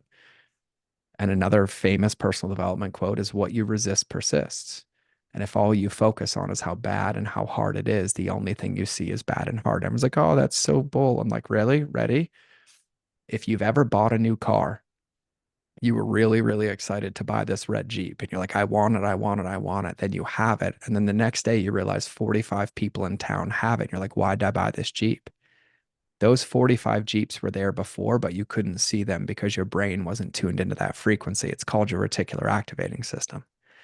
The trap that we fall into is we think that our happiness comes from changing our actions, but it comes from changing our beliefs, and we start to see evidence differently. And so the mistake is most people try to do things to become somebody to have the results, but you have to be that person, do things as that new person to have the results. And that's our perspective. And so I'd say happiness starts from having gratitude for where you are and being useful with it. And then asking yourself, what habits, actions, choices can you make that align with that person that you want to be? And then go be useful and stack the evidence in your favor. And you'll realize that that's been the game the whole time. I can tell you've thought a lot about this. Your answers are mind blowing, absolutely incredible. And I'm going to keep giving you questions. Let's see how far you can go. Let's go. I can do this all day. So I have a feeling the answer is yes. I want to know, are you grateful now? Would you change anything if you had the opportunity? No. And you say no, but I'm not done yet. before your son was born, if I asked you, are you grateful now? What would your answer have been? I wasn't truly grateful till about 3 years ago. Truly, truly grateful. And the answer to this is I wouldn't change a thing. And if you presented me with an option right now, I would relive every single moment the same way. And I realized that the game is won from becoming the person who can win the game. And one of my favorite quotes that I tell myself is we forget that when we ask God to move mountains, we wake up with a shovel. And one of my dear friends, an incredible businessman, says the challenge that most people have is they haven't become the person to have the business they desire. And when we ask for things, we have to remember that just because you want them doesn't mean you're the person to keep them or have them yet. And there's a path in front of you that creates that option. Just like Joseph Campbell's hero's journey. Everyone thinks the game ends when you slay the dragon. There's one more step. You have to return to the village to teach them the lessons, and then a new dragon appears. Or, as Tucker put it so eloquently in his kitchen one night when we were drunk on wine, I don't drink anymore. He's like, your biggest challenge, Doors, is you think you surpassed and summited the mountain. I'm like, yeah. And he's like, and then you realize it was a false summit and there's another mountain. I'm like, yeah. He's like, did you miss the point where you have to fall down the backside to fully climb the next one again? And I was like, oh, right. And that's where experience comes from. And that's where life comes from. And that's where like lessons come from. But the only difference between a mistake and a choice is our perspective and how we see it. Mistakes come when we set our intention and our goal, and the situation didn't work out in an ideal outcome, and we become a victim to it. A choice is, oh, I did this, this worked, this didn't work, this is what I'm going to do differently next time. And it's an empowered choice. And I believe, and I'm young, I'm only 40, I've lived a lot of life, but the entire purpose of life is to make as many mistakes as possible, to learn the lessons, to shorten the gap between them all, to keep growing in whatever area of life you choose to apply it. Because the moment you think there's a finish line, you've already lost the game. You just haven't felt the pain yet. Because if we just sit here all day and we don't eat clean and we don't move our body and we don't flex our brains, they atrophy. You don't move a muscle, it dies. If you don't flex your brain, it dies. If you don't use your heart, it dies. Compassion is a muscle. Empathy is a muscle. Giving is a muscle. And if you don't use any of them, they die. And so to think that there's a finish line means we've just chosen to quit the race before we ever had a chance to win. So it really boils down to, in whatever way or whatever series of cards that you were dealt, no matter which way you slice at it, you're not getting a new deal. So either enjoy playing the game and figure out how to do the best with the hand you had until you get dealt another one, or you're just going to be stuck with that same hand wondering why you didn't get pocket aces, but they'll never come. We forget that the best baseball players in the world get paid $30 million a year to only hit the ball 30% of the time. They don't stop swinging. And if they swing enough, they'll hit that game. If we imagine that every quarterback who threw a pass and threw an interception is like, I'll never play football again, they wouldn't be really good at their sport, would they? It's how we learn. We see kids stand up and try to walk. The reason they win is because when they fall down, they don't say, oh, I'm never walking again. They learn a lesson, they pick it up, and they go. And quite frankly, the way that I describe this to people, you want to know why babies cry when they're born? I'm like, it's because the moment they got separated from God. And then they have 8 years of no paradigm to be themselves. And then around 8, we as the world tell them who they're supposed to be. And they start operating in that way until one of a few things happens. They have a midlife crisis or a catalytic moment that changes their perspective. And then they spend the rest of their life trying to remember what it was like to be a kid again, to get close to God again until they're gone. And so let's just skip the whole process and remember that kids are the greatest teachers in the world. They choose love. They choose forgiveness. They never quit. They're resilient. They keep picking it up. They're not a victim to what happens to them. You can have a buddy throw sand in your face at the playground and say, I hate him. And then 2 minutes later, they're hugging it out and cuddling and eating a popsicle together. We can learn a lot from them. And so I genuinely wouldn't change any of it. But it wasn't until about 3 years ago where all of this collapsed in me. And I realized that I was creating my own prison. because no matter what, the cards are in front of me and it's my job to play them. And if I don't like the hand I was dealt, I need to play the hand and find another deal. But no one's going to play my hand for me. And if all I do is stare at them and complain, quite frankly, I'm going to lose. And so I wouldn't change a thing. And now it's almost like a running joke in my life. And I even shared with you at the beginning of the show, like I had my incredible studio, hung the last light after 3 years, emergency, need you out of the office that we agreed for 20 years. And I was like, great, I'll build one in my house. 3 weeks later, you have to move. I'm like, man, God really has a sense of humor. But I can either become a victim of them, or I can choose what I do with it and realize there's probably something bigger at play that's out of my control. And the only way to lose is if I stop playing the game. Freaking awesome perspective. Man, everything you said just like rang so true to me. It's just like it's like a vision I try to achieve all the time, and I fail constantly, but I try to have a perspective like that. I try. Some days it does not go my way for sure. And something that you said, you say mistakes, I say failure. I think we both view them kind of the same. I've had a few episodes where I've kind of talked about like my son and what's important for me to teach my son. And one of them is like, failure is only failure if you don't really learn from it and apply to that. And it's a point in the right direction of where to go.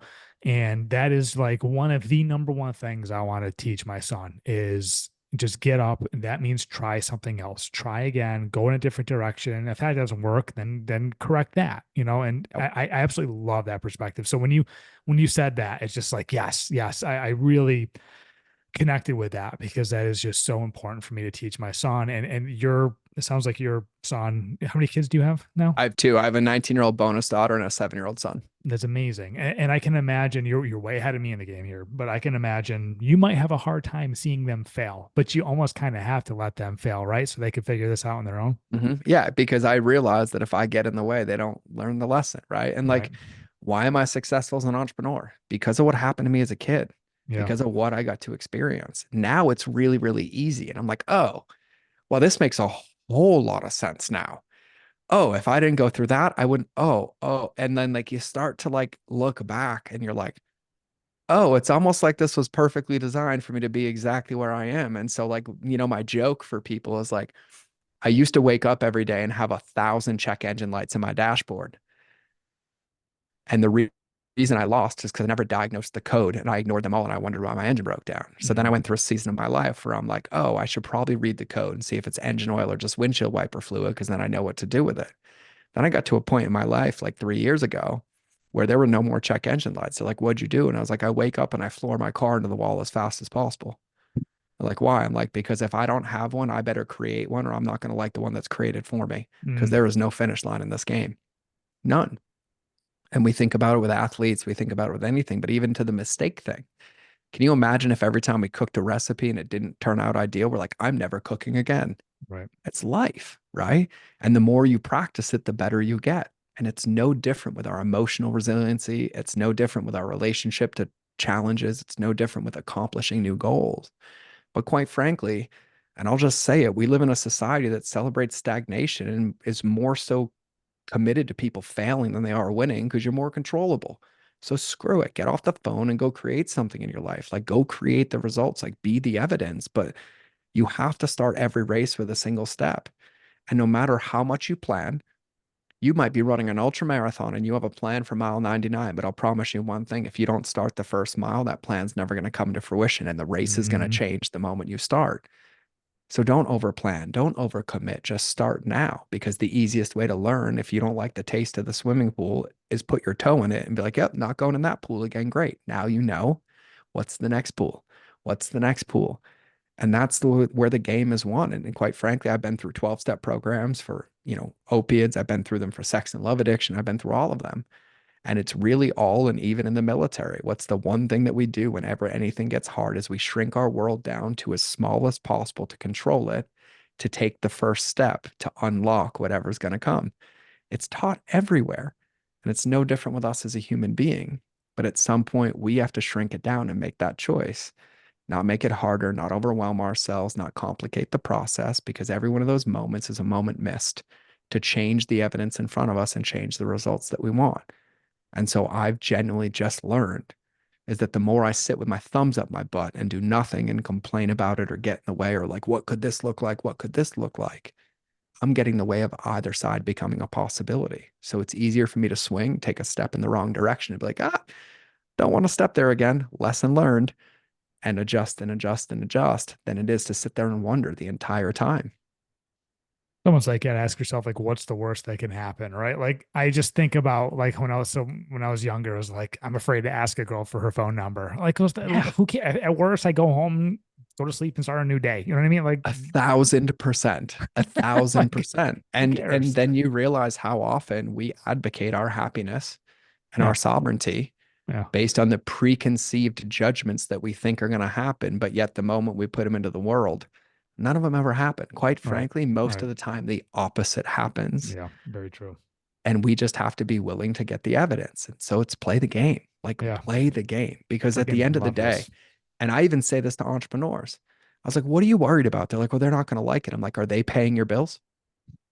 Like, no. I'm like, great. Well, you can start giving merit to the people that are willing to pay your bills if you don't do what you're going to do. But other than that, you got to realize that there's only one person you're negotiating with. And I'm like, who is it? And they're like, oh, that's right, yourself. So at which point are you going to choose to end the argument and just try?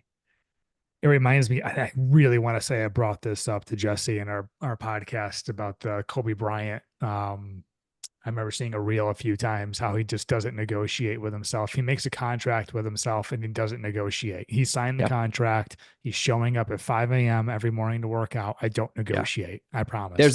There's Tim Grover wrote about that in his book Winning, because Kobe was one of his clients. It's a really, really good breakdown of that. Even my CEO, who I love to pieces, she's incredible. One of my favorite things she says is, I'm not negotiating with my feelings. And one of the things that I say to people is, the reason most people lose is because you don't understand what commitment is. Commitment is, I'm going to do it regardless of how I feel, not based on how I feel. Yeah. When we make a commitment to be a parent, I'll tell you right now, the amount of times that you and I have woken up in the middle of the night, 2 a.m., 3 a.m., not once was our first thought, I'm so excited to get out of bed right now. I can attest. And I'll be honest, most of the time my thought is like, stop crying, please handle yourself. I don't have the energy. I don't have the capacity. But before I even consciously realize it, I'm standing in that room and helping my son. Yeah. That's commitment. Commitment is, I'm important enough and I love myself enough to keep my word to myself. And I'm not going to let my feelings get in the way. Yeah. Because the moment they do, you stop yourself from becoming the person to create the results. And it's not easy. I'm not sitting here saying that it's easy. It's simple. And we overcomplicate the process the entire time. It's not about massive swings or big things. Sometimes, like you said, and even coming out of recovery and getting off opiates, like I used to take like 30, 40 like opiates a day. Like that was normal. I didn't get off of those instantly. I tried cold turkey, but then literally there were days where I was like 1 minute by 1 minute by 1 minute. Like it was like, how many little choices can I make that support me? And the way that I saw it is like, okay, cool. Well, if the day split up into 100 and today I made 50 good choices and 50 bad choices, I better make one more good choice and tilt the game in my favor. Great. Eventually 51-49, 60-40, 70-30. Like 1% better every day. 1%. And I probably live 80-20 now, where I still make 20% of my choices. Like I still fall into YouTube rabbit holes and end up on Netflix and like emotionally eat and binge eat that pizza last night. Yeah. But even then, as somebody who is a bulimic, the funny thing is I don't make it wrong. I celebrate it. I'm like, God, that pizza was so freaking good. And I'm glad I enjoyed it, because you're not in a monogamous relationship with food. There's no cheating, only choices. When we there's like so many rabbit holes we still need to go down. Oh, we can do part 2 if you want. I'm totally game. And 3 and 4 and 5. Done. I have another question that I really want to hit on in being a new dad. I know, like, we're talking about being dads and parents. And I think it's important because I feel that we are kind of filters for the lessons that we want to teach to our kids and perhaps keep stuff away from our kids. I think it's important to talk about. And the saying iron sharpens iron is coming into my mind. And I feel like you are iron, right? Like you've gone through just a gauntlet through life. And look where you are. Is part of you somewhat nervous, or I don't know how to phrase this, but like, do you feel the need to apply pressure or some kind of hard times or some kind of iron to your child's life so they can grow up and experience hard times and hardship? Or are you kind of somewhat focused on creating the exact opposite childhood that you grew up in that got you to where you are today, that you said you don't regret at all? Like, as a dad, how do you handle that Great situation? Question. That's a great question. I am focused on creating a completely different childhood, but applying pressure with love and not his identity being wrapped up in the results or What my does that look daughter's. like? Apply pressure with love. So, like, God, I've never talked about this. Like, for example, there's a lot of parents who are like anti-tablet, right? Or you can't watch this, or you can't do this. My son is 7 years old. He does not have age restrictions on anything, but he sits down and he's next to me. And every time something comes up, I'm like, hey, how did that make you feel? And he's like, it felt bad. And this was mean. And this was wrong. And I didn't like this. I'm like, great. Well, at this point, you have a choice. If you keep watching that, you're going to feel that way. And if you don't, don't. And like yesterday, I picked him up from camp and I walked up and he was crying and he had a bad day. And he's like, Dad, I had a bad day. People bullied me. They called me dumb. They called me great. I'm like, amazing. How did it make you feel? And he's like, it felt like this. And I was like, do you believe any of it's true? And he's like, no. And I was like, do you think that we can stop this from happening in the world? And he's like, no. And I say, great. So how would you like to go about the rest of our day? And he's like, well, I want to do this. I'm like, do you want to come to school tomorrow? And he's like, yeah. And I was like, what are you going to do tomorrow? And he's like, I'm going to tell them to leave me alone. And I'm like, well, what if they don't? He's like, I'll tell them again. And I'm like, amazing. Do you believe any of those things? And he's like, no, I don't. I'm like, what do you believe about yourself? And he's like, well, I believe I'm amazing and I have a good heart. I'm like, and all of those things are true. Like, I'll even teach Schrodinger's cat theory to my 7-year-old of like multiple truths at the same time. And for me, like, my job is to create a safe environment that my son gets to identify who he is as a person and feel safe in exploring it. But I can't stop him from riding his bike with no helmet and learning lessons. And he does it all the time. And even with food, like, my son had a massive injury as a child and has some like gut issues and things like that. And when he eats dairy or he eats gluten, guess what? He gets sick. I don't limit him from those things.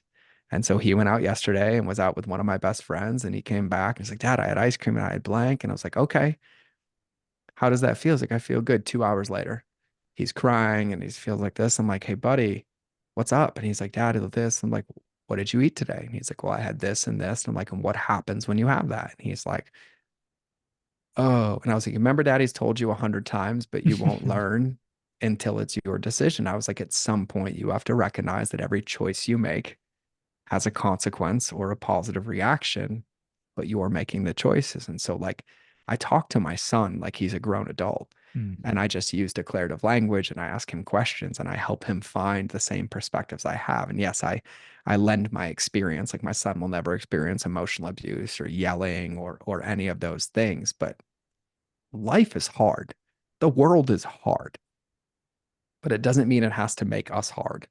And quite frankly, my mission is, yes, I might be iron underneath my skin, but I want to be a walking heart on the outside for anybody that I meet. And I teach my son forgiveness and judgment. And my son has seen me attacked and seen people yell at me, and then me ended up praying with those people or hugging those people, because that's the example that I want to be. And quite frankly, the moment I let my son see the world define my actions and choices, that's when he allows the world to define his actions and choices. And so the reason I'm in my Bible, the reason I choose forgiveness, the reason I get coaching, the reason I cry to my friends, and they're challenged by it. Some of my friends are like, I don't know how you chose forgiveness in this. And I was like, because there is no other choice.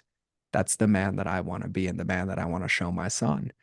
And so I want my son to feel fierce love for himself and everybody, and love the people that don't love him, and support the people that don't support him, because I don't want him to ever change who he is based on evidence of the outside world. So I bring it in everywhere, every phone call, every school trip, every example with our friends, every event. He sits in on my coaching calls. He sees me consult clients, and he can do and choose with that what he wants. but I want to be the example. And the one thing I know as a parent is kids don't listen to a word we say, they watch what we do. Mm.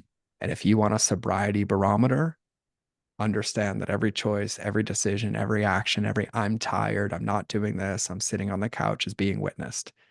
And that is the biggest motivator that I've ever had, to constantly sharpen my own iron, but to do it from a place of love and not intensity and not, I'm going to bulldoze the world. Like, no, I want to love the world into success. Like, I want to love you into your results, not drill instructor you into them. And that's where I've had the most profound breakthroughs in my life, is instead of intensely attacking things, Goggins style, nothing wrong with that.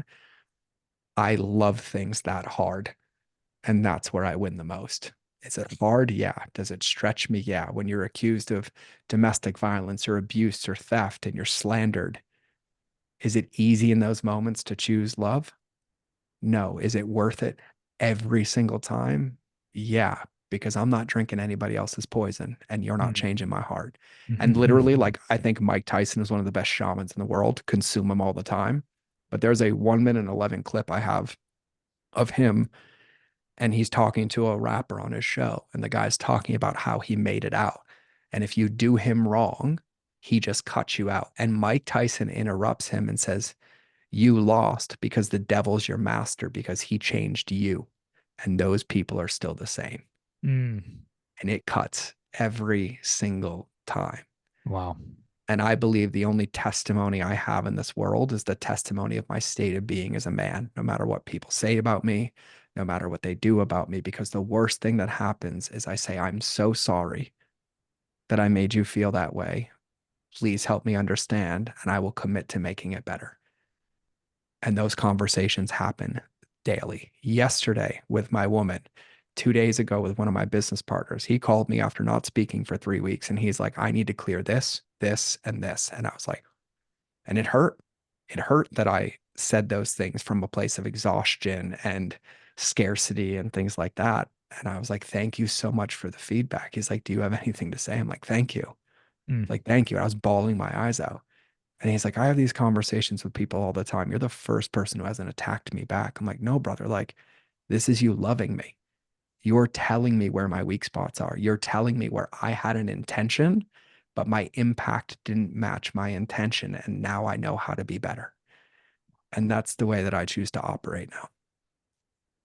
Dude, I'm thankful you're coming back on. I'm grateful. I have gratitude for that. I have gratitude for this entire conversation. I mean, who would have thought George Bryant is, you're a father that people want to emulate? Like, this is, yeah, I've learned so much. I mean, personally, like, yeah, I can be selfish with this podcast, asking questions I want to know. I mean, granted, I want everyone to learn from it. I'm taking away from that.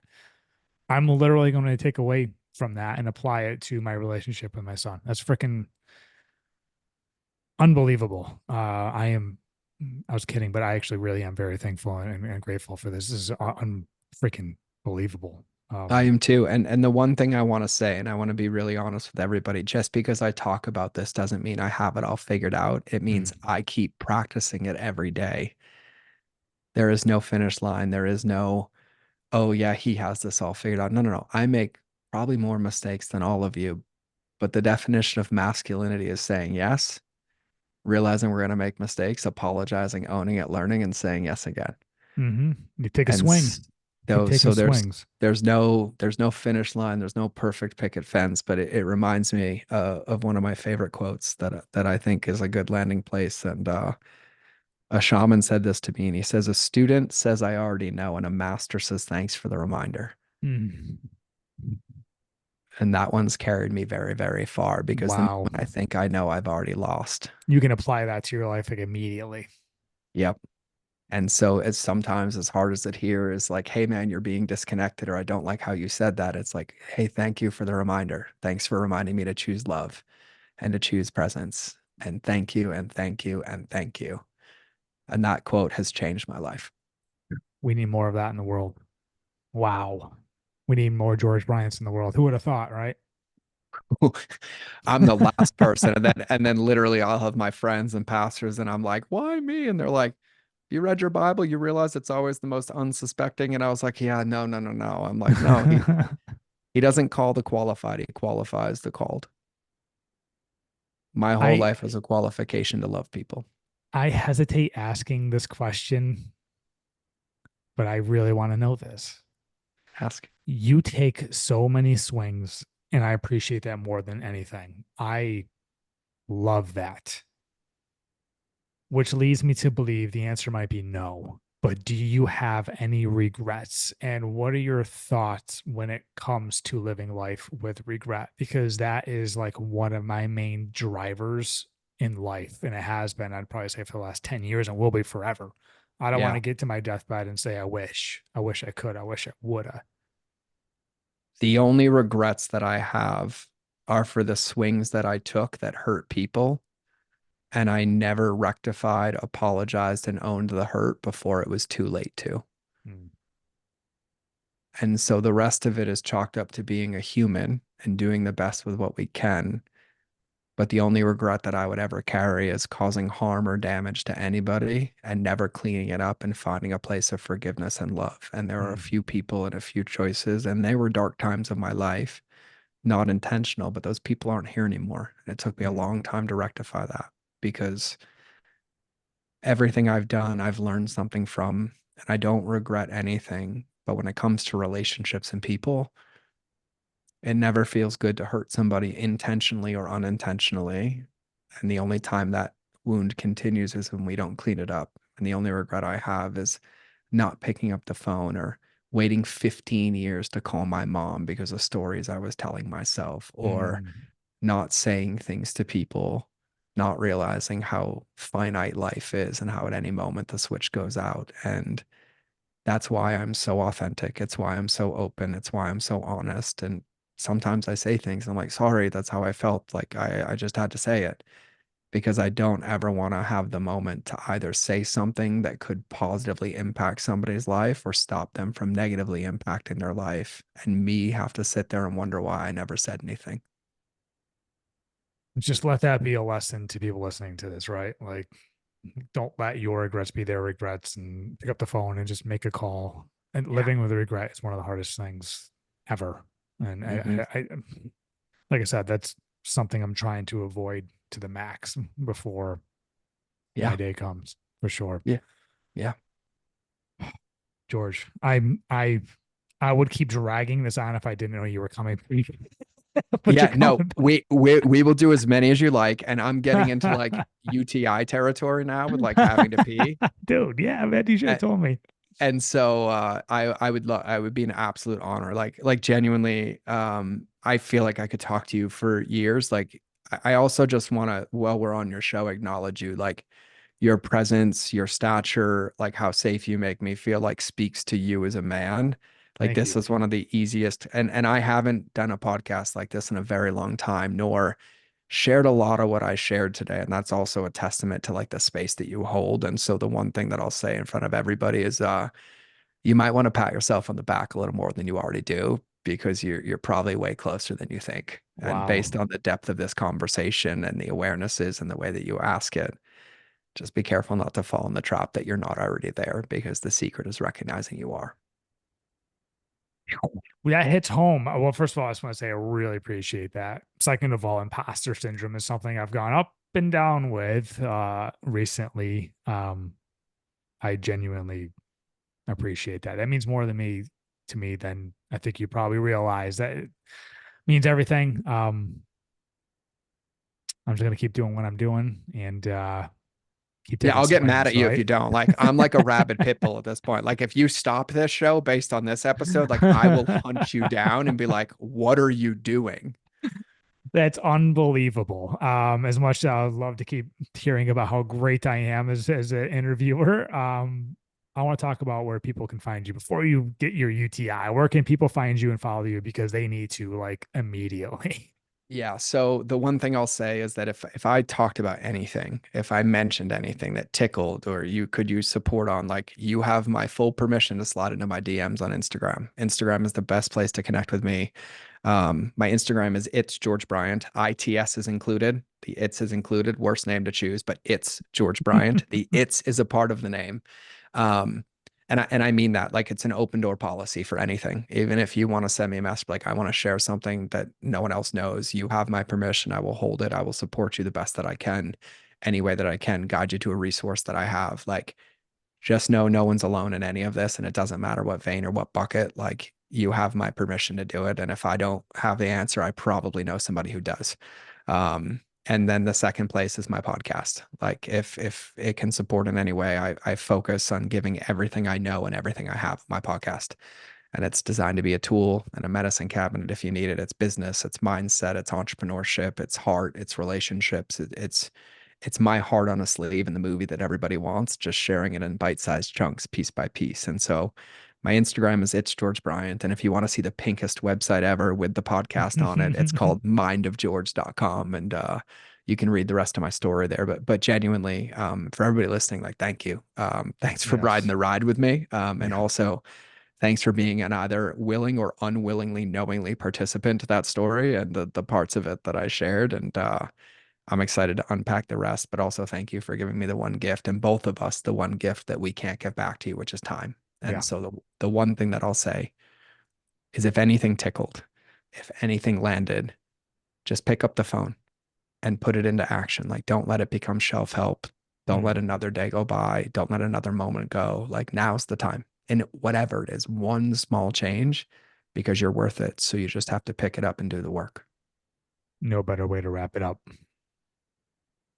So thank you. It's been an absolute pleasure, and I cannot wait to do this again.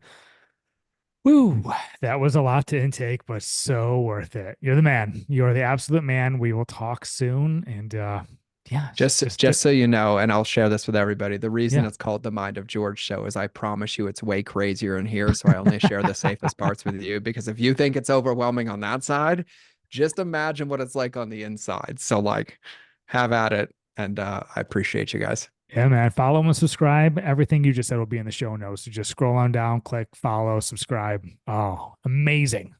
We'll talk soon, George. Thank you.